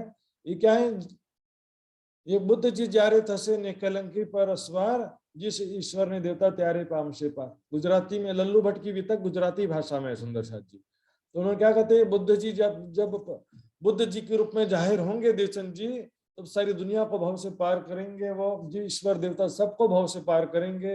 ये पोते परब्रह्म से, ये स्वयं परब्रह्म के स्वरूप हैं, जगत के कल्याण के लिए प्रकट हुए, ऐसा कहते हैं लल्लू भट्ट की वितक में। और वृतांत मुक्तावली में क्या लिखा है, इष्ट सकल के ये निजदेव, सारे सभी देवताओं के भी देवता हैं ये, और देह जगत को मुक्ति है, सारे जगत को मुक्ति देंगे। ये दोनों विचारधाराएं कुछ हद तक मान सकते हैं, क्योंकि इसमें मैं कौन हूं ऐसा कुछ पता नहीं चल रहा है देवचंद जी को, और वो आगे चलकर जो बाल मुकुंद को खावंद मानते हैं, तो क्योंकि कुछ स्पष्ट बताया नहीं है इसलिए खावंद मान सकते हैं संशय में, ऐसा भी इसमें कोई प्रॉब्लम नहीं है। लेकिन सुंदर साथ जी मैं तीनों विचारधाराओं से सहमत नहीं हूं। मैं चौथी विचारधारा जो वितक में है देखेंगे सुंदर साथ जी, सुंदर साथ पे कोई जबरदस्ती नहीं है, लेकिन ये देखेंगे वितक में क्या लिखा। वितक में ही आगे की चुपाइयों में स्पष्टीकरण होता है, तुमको इन स्वरूप की भई नहीं पहचान। बाल मुकुंद जी ने 3 बार, हरिदास जी ने देखेंगे, एक बार बाल मुकुंद जी ने कहा, दूसरी बार हरिदास जी देवचंद जी को बता रहे कि बाल मुकुंद जी ने क्या कहा, कही तुम्हारे स्वरूप की पहचान नहीं हम। बाल मुकुंद जी ने मुझे कहा कि मुझे तुम्हारे स्वरूप की पहचान नहीं है। फिर तीसरी बार फिर रिपीट करते हैं, सो तुम्हारे स्वरूप की पहचान कर दी। उन्होंने तुम्हारे स्वरूप की पहचान करा दिया। क्या करा दिया, तुम इनको जानत नहीं मोहे, ऐसी बात कही, तुम इनको जानते नहीं हो, मुझसे ऐसा कहा। बस इतना ही कहा सुंदर साथ जी। बार बार 3 बार वही बात रिपीट किया गया, तुमको इनको मुझे ऐसा कहा कि तुम उनको जानते नहीं हो। इससे ज्यादा और कुछ भी नहीं कहा। यदि इससे ज्यादा कुछ भी कहते तो उनको कुछ तो ज्ञान हो जाता सुंदर साथ जी, लेकिन इससे ज्यादा उन्होंने कुछ भी नहीं कहा था। सह सको सेवा और सह सको ऐसा दोनों भविष्यवाचक है, भूतकाल नहीं है। न सह सको सेवा न सह सको ऐसा, इसमें अखंड मुक्ति कर देने की बात नहीं कि बाल मुकुंद को अखंड मोक्ष दिया था, ऐसा बात भी नहीं है। इसमें क्या सह सको, सको मतलब भविष्यवाचक शब्द में उसका सेवा या एहसान सहन नहीं कर सकता हूं। इस प्रकार सुंदर साहब जी बाल मुकुंद जी ने आगे कहा कि देवचंद जी यदि दुखी होते हो तो उनको वस्त्र सेवा दे देना, लेकिन मुझे कभी भी मत देना, मेरी मूर्ति कभी भी मत देना। इस प्रकार बाल मुकुंद जी अदृश्य हो जाते हैं। उनसे पूछा तुम कहाँ पर हो, तो मैं वही मंदिर में हूं, ऐसा कहा बाल मुकुंद जी ने। अर्थात तो उनकी मूर्ति मंदिर में ही है, ऐसा कहा। उसके बाद आंखें खुल गई। हरिदास जी कहते हैं आंखें मिची थी ना, अब आंखें खुल जाती हैं, चौंक करके उठ जाते हैं, भड़क उठे यूं कर चौंक करके उठ जाते हैं, मैंने क्या देखा ऐसा करके। एक प्रकार से हल्का से झपकी जैसी अवस्था में देखा था। अब मंदिर में आते हैं, देखिए बाल मुकुंद जी जहां पर मंदिर में थे, दरवाजा जैसे ही खोला तो बाल मुकुंद जी की मूर्ति वहां पर दिखाई देती है। खुश हो जाते हो, बाल मुकुंद जी मिल गए, बाल मुकुंद जी फरी फरी चरणों लागे। सुंदर साथ जी कुछ भी बताया होता कि बाल मुकुंद परब्रह्म नहीं है, इससे परे और दूसरा कोई परब्रह्म है, तो बाल मुकुंद जी के चरणों में बार बार क्यों चरणों में प्रणाम कर रहे हैं? बाल मुकुंद नहीं, इससे परे दूसरा कोई परमात्मा है तो फिर अब देखेंगे देवचंद जी भी ऐसे ही करते हैं। तब हरदास जी खुशखबरी देने के लिए निकल पड़ते। मैं सबसे पहले ये खुशखबरी देवचंद जी को सुनाऊंगा कि क्या खुशखबरी, कि बाल मुकुंद जी की मूर्ति मिल गई, भाई खुशहाली दीदार की मिले सामे बाजार में। तब देवचंद जी मार्ग में ही मिल जाते हैं, क्योंकि देवचंद जी भी हरिदास जी के मंदिर में आ रहे थे, तो रास्ते में मिलते हैं। हरिदास जी दौड़ते हुए आते हैं और देवचंद जी के चरणों में शीश झुका देते हैं। देवचंद जी, गुरु जी ये क्या कर रहे हैं आप, ऐसा मत करो। हाथों से पकड़ के हरिदास जी को उठाते हैं। तब देवचंद जी को बताते हैं हरिदास जी, क्या बताऊं मैं देवचंद जी तुमको आज कैसी हुई। उन्होंने स्वयं बाल मुकुंद जी ने दर्शन दिया मुझे और कहा कि मुझे तुम्हारे स्वरूप की पहचान नहीं है। इतने वर्ष व्यतीत हो गए बाल मुकुंद जी बाकी बिहारी की सेवा करते हुए, पूजा करते हुए, कबहू दर्श नहीं साक्षात, आज तक मुझे कभी भी उनका साक्षात दर्शन नहीं हुआ था। आज आपके कारण मुझे उनका, बाल मुकुंद जी का साक्षात दर्शन हो गया। और बाल मुकुंद जी ने क्या कहा, सो तुम्हारे स्वरूप की पहचान कर दी। बाल मुकुंद जी ने मुझे तुम्हारे स्वरूप की पहचान करा दिया, और तुम इनको जाना तो नहीं मोहे, ऐसी बात कही। बस इतना बात कहा, मोहे इतनी बात कहा, ये तुम उनको जाना तो नहीं, इससे ज्यादा और कुछ भी नहीं कहा सुंदर साथ जी। और मेरी सेवा करन को इन्हें देव तुम, और क्या कहा, मेरी सेवा मत करना, देवचंद जी दुखी हो तो इन्हें वस्त्र सेवा दे देना, इतना कहा। तो कहते हैं आओ। देवचंद जी ने कहा फिर बाल मुकुंद जी की मूर्ति मिल गई, हाँ मिल गई, चलो मैं तुम्हें दर्शन कराता हूँ करके। दोनों खुशी होकर के आते हैं और वहां पर 2 जने दीदार करके लिया प्रसाद अजोहित। अभी क्या बाल मुकुंद जी के प्रति श्रद्धा भावना समाप्त नहीं हुई। यदि ये कहते हैं कि बाल मुकुंद जी के अंदर परमात्मा की शक्ति आई थी, या बाल मुकुंद जी के अंदर बाकी बिहारी की दूसरा कोई बाकी बिहारी परमात्मा है, मैं परमात्मा नहीं हूं, या बाकी बिहारी की राधिका है, इसके अंदर मेरी राधिका नहीं है, जब बताए होते तो क्यों श्रद्धा भावना रखते। बाकी बिहारी मेरे खावंद है, मैं बाल मुकुंद मेरे खावंद थोड़ी हैं, ऐसा बोलते कि नहीं बोलते। डिफरेंस जाहिर हुआ ही नहीं था सुंदर साथ जी। यहाँ पर न त्रिधर लीला का रहस्य स्पष्ट हुआ था, न अखंड ब्रजराज का रहस्य स्पष्ट हुआ था, न परमधाम का रहस्य स्पष्ट हुआ था। इसी कारण संशय बना रहा। यदि कोई कहे कि देवचंद जी का मन में कंफ्यूजन था कि वो बाल मुकुंद की राधिका है, यदि कंफ्यूजन था बाल मुकुंद की राधिका है, तो फिर उनके मन में प्रश्न तो उठना चाहिए कि बाल मुकुंद जी मेरी सेवा क्यों नहीं सहन कर सकते। जामा बाके बिहारी जी का दिया सेवने को, बाके बिहारी जी का वस्त्र सेवा जो है हरिदास जी ने देवचंद जी को दे दिया, इसको अपने घर में ले जाओ, पधराओ, उसी की सेवा पूजा करो। कई सुंदर साथ बोलते हैं हम कभी बाके बिहारी का वस्त्र सेवा करना चाहिए क्योंकि देवचंद जी को दिया था। अरे भैया कब दिया था, ये तारतम्य ज्ञान प्रकट हो गया अभी। ये तो टेम्परेरी अस्थाई रूप से दिया, और तारतम्य प्राप्त होने के बाद कभी भी देवचंद जी ने वस्त्र की सेवा नहीं किया सुंदर साथ जी। अब देवचंद जी अपने घर पर ले आते हैं, अपने हाथों से चौका, पानी, रसोई सब करते हैं। चौका मतलब पहले समय में क्या करते थे, साफ झाड़ू लगा करके गोबर लिपते थे, इसको चौका देना बोलते। साफ सफाई करना, पानी भर करके लाना, रसोई खाना बनाना सब स्वयं अपने हाथों से करते थे। रसोई करे विवेक सु सेवा को सब साथ बहुत ही ध्यान पूर्वक सेवा करते थे, मानो कि साक्षात वहां पर कृष्ण जी विराजमान हो, ऐसी भावना समझ करके सारी सेवा करते हैं। भोजन की व्यवस्था, चावल, मूंग, घी, खांड यानी शक्कर, सब चीजें उनके वास्ते अलग से निकालते थे, और अपने वास्ते उतरती जुदा बनावे से अपने लिए साधारण भोजन। आजकल के पुजारी क्या करते हैं,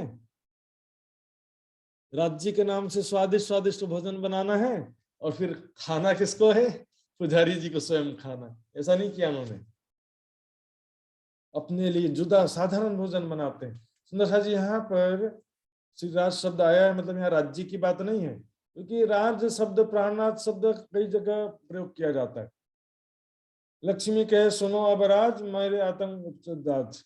लक्ष्मी जी विष्णु भगवान को राज कहती हैं। यहाँ पर क्या राज का मतलब प्रीतम है, उनको तो अभी देवचंद जी को राज्य की तो पहचान ही नहीं हुई है, परम धाम की पहचान नहीं है, तो उनको कैसे पुकारेंगे। यहाँ तो क्या बाल मुकुंद को ही अपना, कृष्ण जी को अपना प्रीतम समझ करके यहाँ शब्द प्रयोग किया है। तो चावल, मूंग, घी सब प्रकार का उनके लिए अच्छा अच्छा भोजन बनाते थे कृष्ण जी के लिए भोग लगाने के लिए, और अपने लिए साधारण आकार को प्रवाह जो पालते हैं, शरीर को क्या ध्यान देना है, ये तो खाते रहता, आहार का भांडा है, मिल गया रोटी सब्जी हो गया, बहुत हो गया, इसका कोई विशेष ध्यान नहीं देते थे। अब देवचंद जी स्वयं इतनी खुद पानी भरते थे, खाना बनाते थे, झाड़ू लगाते थे, आस पड़ोस के लोग देखते ना, उनको तो यही बहाना चाहिए, कुछ मसाला चाहिए ना पड़ोस वालों को। अमेरिका में तो टाइम नहीं है पड़ोस में देखने का, लेकिन यहाँ इंडिया में पड़ोस में झांका ताकि चलते रहता है। तो लीलबाई जो उनकी पत्नी थी, देवचंद जी की पत्नी का नाम क्या है, लीलबाई, उनको सब ताना मारने लगते हैं, कैसी स्त्री हो तुम, कैसी पत्नी हो, तुम्हारा पति खुद पानी भर के लाता है, झाड़ू लगाता है, तुम रानी बन के बैठे रहती हो। तुम क्यों नहीं करती सेवा, तुम क्यों पानी नहीं भर के लाती हो, तुम क्यों नहीं साफ सफाई करती हो घर की, ये तुमको करना चाहिए। ताना सुन सुन करके लीलबाई परेशान हो जाती है, और आकर के फिर देवचंद जी से प्रार्थना करती कि कृपया करके ये सेवा मुझे करने दीजिए। देवचंद जी कहते हैं तेरा चित्त कभी दुखी हो जाएगा सेवा करते हुए, तो मेरी साधना सेवा सब भंग हो जाएगी, खंडित हो जाएगी। जबरदस्ती सेवा करने से सुंदर साथ जी किसी को करवाओ ना, चल सेवा कर, कहाँ फंस गया मैं। दुखी मन से सेवा करेंगे कोई भी लाभ होने वाला नहीं है। सेवा करना, सेवा के तो लूट करना चाहिए। सुंदर साथ जी बोलेंगे सब मुझे अकेले छोड़ के चले गए, तो लूटो ना भाई, अच्छी बात है, तुमको सेवा का अवसर मिल गया। फिर तो सेवा का अवसर के लिए तो लूट करना चाहिए, तड़पना चाहिए, प्रयास करना चाहिए। देवचंद जी ने कह दिया तेरा चित्त दुखी हो जाएगा, तुमको पहचान नहीं है तो मेरी सेवा धर्म कहाँ रहेगा फिर, इस वास्ते में तुमको सेवा नहीं दे सकता हूँ। मेरा इस स्वरूप के प्रति प्रेम है, और मैं इसके सच्चे दिल से सेवा में स्वयं अपने हाथों से करूंगा, तुमको सेवा नहीं दे सकता। इस प्रकार वो सेवा करते थे। सेवा पूजा करने के पश्चात ध्यान भी करते थे। तो ध्यान में देखिए यथा धारणा तथा ध्यान का सिद्धांत है। वैसे भी एक दिन ध्यान में हुआ दर्शन, जाने हम ब्रिज में गए द्वार नंद के रोशन। ब्रिज मंडल का ध्यान किया सुंदर साथ जी। कई लोग बोले रास मंडल का ध्यान किया, ऐसा बोल देते, लेकिन यहाँ देख लेंगे ब्रिज शब्द भी है और आगे सारी चीजें यशोदा मैया सारा वर्णन है। रास लीला में कौन है, मात्र राधा कृष्ण गोपियां, उसके अलावा कोई नहीं है। लेकिन अखंड ब्रज मंडल में क्या है, वहां पर सब है, नंद बाबा, यशोदा मैया, ग्वाल बाल, अकासुर बकासुर सब लोग हैं। तो ब्रज मंडल का दर्शन हुआ। दर्शन भी कौन सा, जाने हम ब्रज में गए ऐसा लगा। अखंड ब्रज का दर्शन भी नहीं हुआ सुंदर साथ जी, क्योंकि अखंड ब्रज में ऑलरेडी एक कृष्ण एक राधिका है। लेकिन यहाँ पर किसने दर्शन दिया था, स्वयं राज्य ने कृष्ण रूप में दर्शन दिया। क्योंकि अभी देखो थोड़ी देर पहले ही प्रसंग आया ना, एक कृष्ण कह रहा है कि मैं सेवा नहीं सहन कर सकता, और दूसरा कृष्ण, वही कृष्ण कैसे दर्शन देगा। ये राज्य ने ही कृष्ण के रूप में दर्शन दिया था। किया किए अति प्रसन्न 3 बेर दिए दर्शन। 3 बार राज्य ने दिया, पहले मोहम्मद के रूप में, फिर कृष्ण के रूप में, फिर अपने मूल स्वरूप में देंगे। यहाँ कृष्ण के रूप में राज्य ने ही दर्शन दिया था। तो देवचंद जी ने ध्यान में देखा कि मैं ब्रजमंडल में पहुंच गया हूँ। वहां कहाँ पर? द्वार नंद के रोशन, नंद बाबा के घर के सामने खड़ा हूं मैं। वहां पर जसोदा मैया जी खाट के ऊपर बैठी थी, वहां पर दूध उबाला जा रहा था और उनकी दासियां तरह तरह की सेवा कार्य में लगी थी। दूध का दही मंथन करना, मक्खन निकालना, घी बनाना, इस तरह से सब काम कर रहे थे। तहाँ आप श्री देवचंद जी ठाड़े भय जब जाए, वहां पर श्री देवचंद जी आकर के खड़े हो जाते हैं दरवाजे के सामने। अब सुंदर सा जी ध्यान देंगे, यहाँ पर 9 बार चौपाइयों में देवचंद जी शब्द है, 9 टाइम्स, जिसमें से 2 बार स्वयं यशोदा मैया कह रही है देवचंद जी। देखिए, कहे आई जी आओ श्री देवचंद जी, यशोदा मैया क्या कह रही है? आओ श्री देवचंद जी। ध्यान में यशोदा मैया कह रही कि आओ देवचंद जी।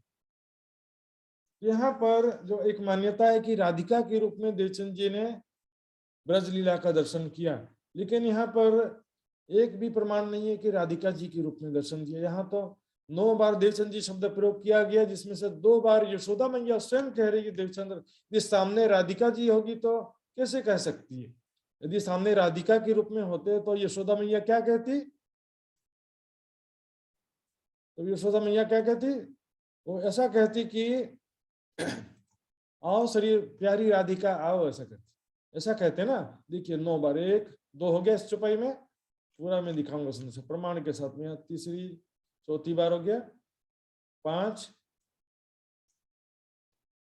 6 7 8 और एक छूट गया बीच में, 1 2 3 4 5 6 7 और ऊपर 8 9 बार कहा है सुंदर साथ जी। उसमें से 2 बार देखेंगे, यहाँ पर भी देखिए, जसोदा जी कहे तुम आरोगो श्री देवचंद जी, यशोदा मैया कहती है श्री देवचंद जी आरोग्य या कुछ स्वल्पाहार भोजन ग्रहण कीजिए। यहाँ पर 2 बार यशोदा मैया स्वयं देवचंद जी कह रही है। देखिए यहाँ पर आई जी शब्द आया है, आई का अर्थ क्या होता है सुंदर साथ? किसी को पता है आई का मतलब क्या होता है? केशव जी? माता जी, मेरे ख्याल से माता जी होंगे। हाँ, माता जी होता है सुंदर साथ जी।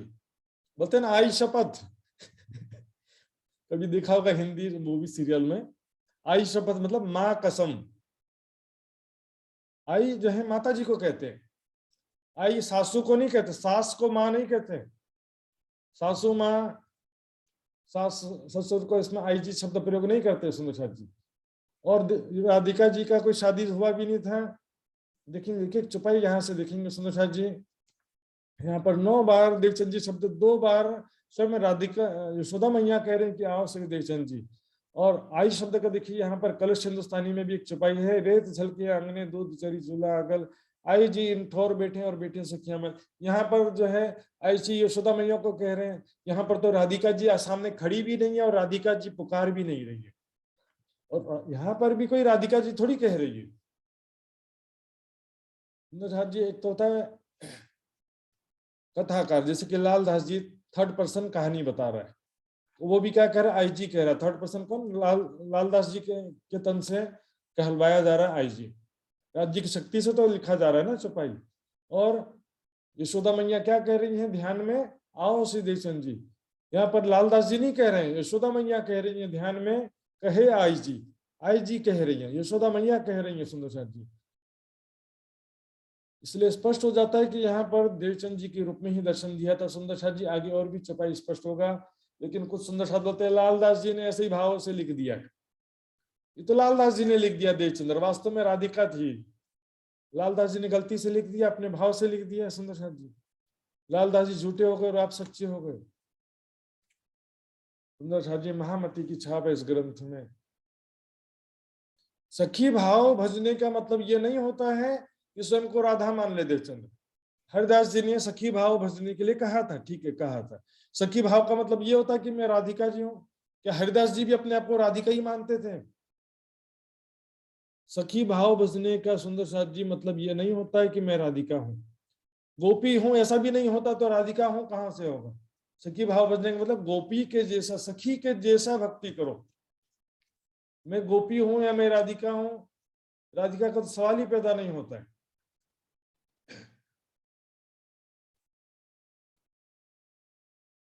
एक और यहाँ पर तर्क आता, सुंदर साथी ध्यान देंगे, जो बात कही जाती है कि बाल मुकुंद ने कहा था कि राधिका है देवचंद्र, इसलिए देवचंद्र जी के मन में मैं राधिका हूं ऐसा भाव आया। लेकिन बाल मुकुंद जी ने राधिका कहा होता तो फिर तारतम लेते समय देवचंद जी ने मैं राधिका हूं ऐसा क्यों नहीं कहा, मैं ना जानू आपको कहा, पहली बात। दूसरी बात, राधिका है यदि देवचंद्र, तो देवचंद जी की सेवा बाल मुकुंद क्यों नहीं सहन कर सकते। वे अपनी पत्नी की सेवा पति नहीं सहन कर सकता है। यदि बाल राधिका है ऐसा मानते हैं और बाकी बिहारी की राधिका है, बाल मुकुंद की राधिका नहीं है कहते हैं, तो फिर बाल मुकुंद के प्रति श्रद्धा भावना क्यों हो सकती थी। सुंदर साथ जी सारी बात तर्क वितर्क है, कल्पना है। सुंदर साथ जी मैंने पहले बता दिया कि बाल मुकुंद जी ने उनको राधिका के रूप में कुछ भी कहा होता तो यहाँ पर बाकी बिहारी की राधिका है कहा होता तो बाल मुकुंद के प्रति श्रद्धा नहीं रखते, परम धाम की श्यामा कहते तो भी बाल मुकुंद को अपना खावंद नहीं मानते। अभी आगे चुपाई आएगा कि बाल मुकुंद को उन्होंने अपना खावंद मान लिया था। फिर यहाँ पर एक और तर्क है सुंदर साथ जी, पुरुष पणे दृष्टि नाम, कहेंगे अखंड रासलीला में कोई पुरुष नहीं जा सकता है, इसलिए देवचंद जी राधिका के रूप में गए थे। लेकिन ये अखंड रासलीला की बात थोड़ी चल रही है सुंदर साथ जी, ये तो अखंड ब्रज लीला की बात चल रही है ना। पुरुष पणे दृष्टि न आवे, ये चुपाई जो है रासलीला के लिए। वैष्णव मोह थकी निध न्यारी दीदी आपने अविनाश, नाम तत् कहियो श्री कृष्ण जी जे रमे अखंड लीला रास। अखंड रास लीला की बात चल रही है कि अखंड रास लीला में पुरुष कोई नथी है बिना कोई बीजो। अखंड रास लीला में कृष्ण के अतिरिक्त कोई पुरुष नहीं है। ब्रज लीला में तो है ना, ब्रज लीला में भी कोई पुरुष नहीं है। जी देखिए यहाँ पर ये तर्क गलत है। यहाँ पर तो अकासुर बकासुर सब है, ये चुपाई तो वहां के लिए है अखंड रास लीला की। ब्रज लीला में देवचंद जी के रूप में जा सकते हैं, वहां पर पुरुष का प्रवेश मना है ऐसा नहीं है। सुंदर जी यहाँ पर दे सकते हैं। और भी बात मैंने बताया सब। यशोदा जी कहे तुम आरोगो श्री देवचंद जी, ये अब ध्यान में जो देख रहे हो वो देखिए। ध्यान में जब नंद बाबा के घर के आगे देवचंद जी खड़े हैं, यशोदा मैया ने पहले क्या कहा, आओ श्री देवचंद जी। अब क्या कह रहे हैं, आरोगो श्री देवचंद जी, कुछ भोजन ग्रहण कीजिए। तब पूछा श्री देवचंद जी ने, श्री कृष्ण जी हैं कित। देवचंद जी ने क्या पूछा, श्री कृष्ण जी हैं कित। सुंदर साथ जी एक एक शब्द ध्यान से सुनिएगा।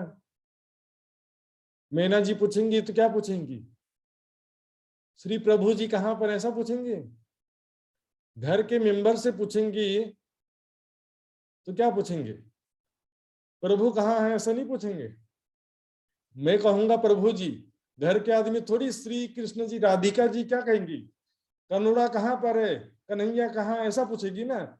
राधिका जी ऐसा थोड़ी पूछेंगी कि श्री कृष्ण जी कहाँ है, ऐसा।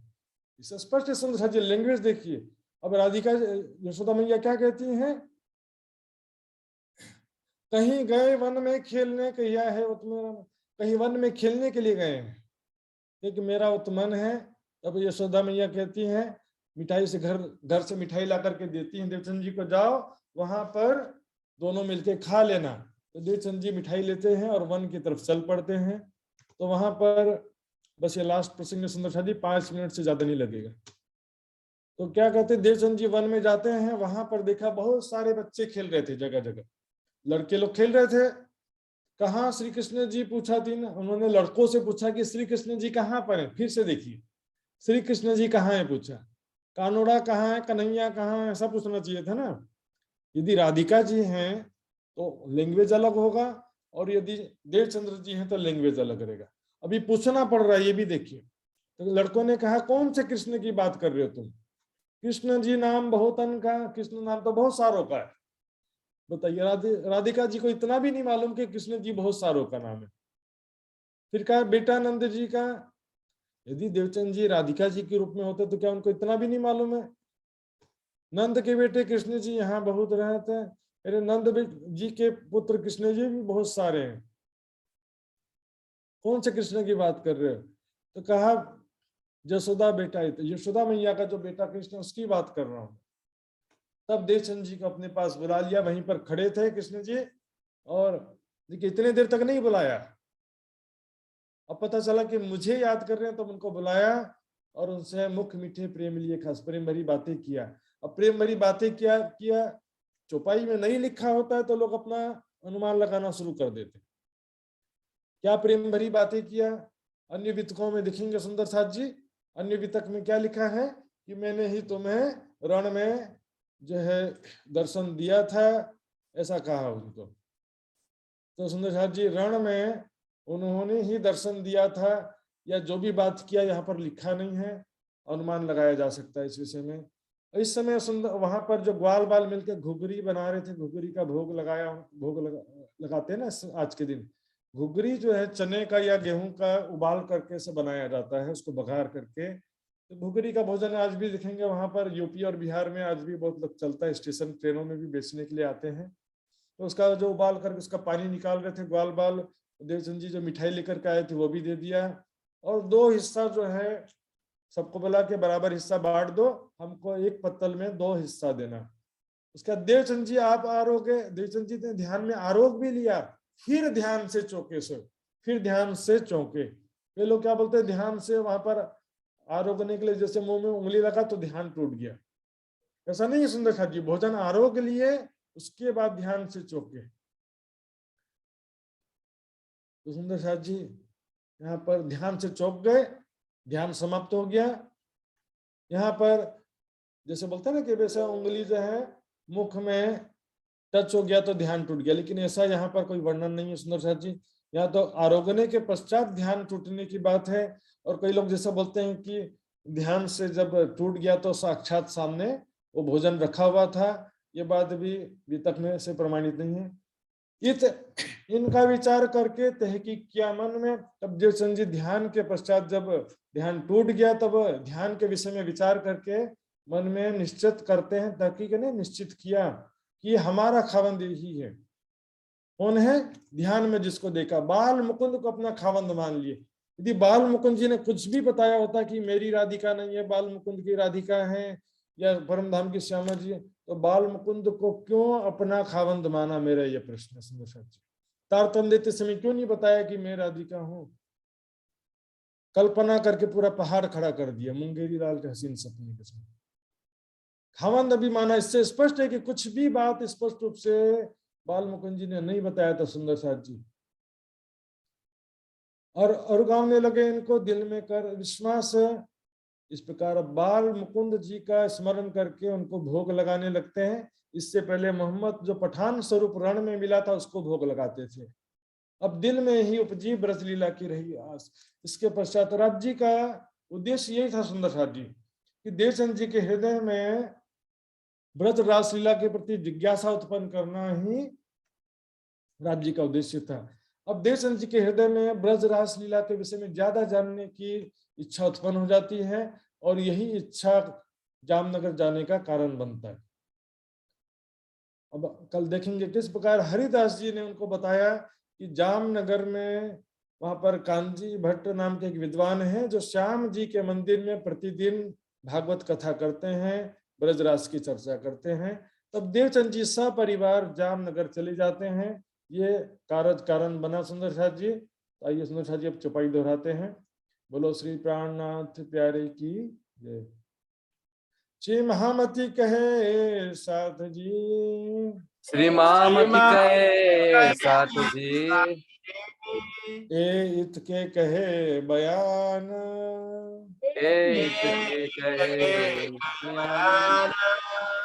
श्री देवचंद्र जी के स्वरूप की, श्री देवचंद्र जी के स्वरूप की, नेक कहो पहचान, नेक कहूँ पहचान,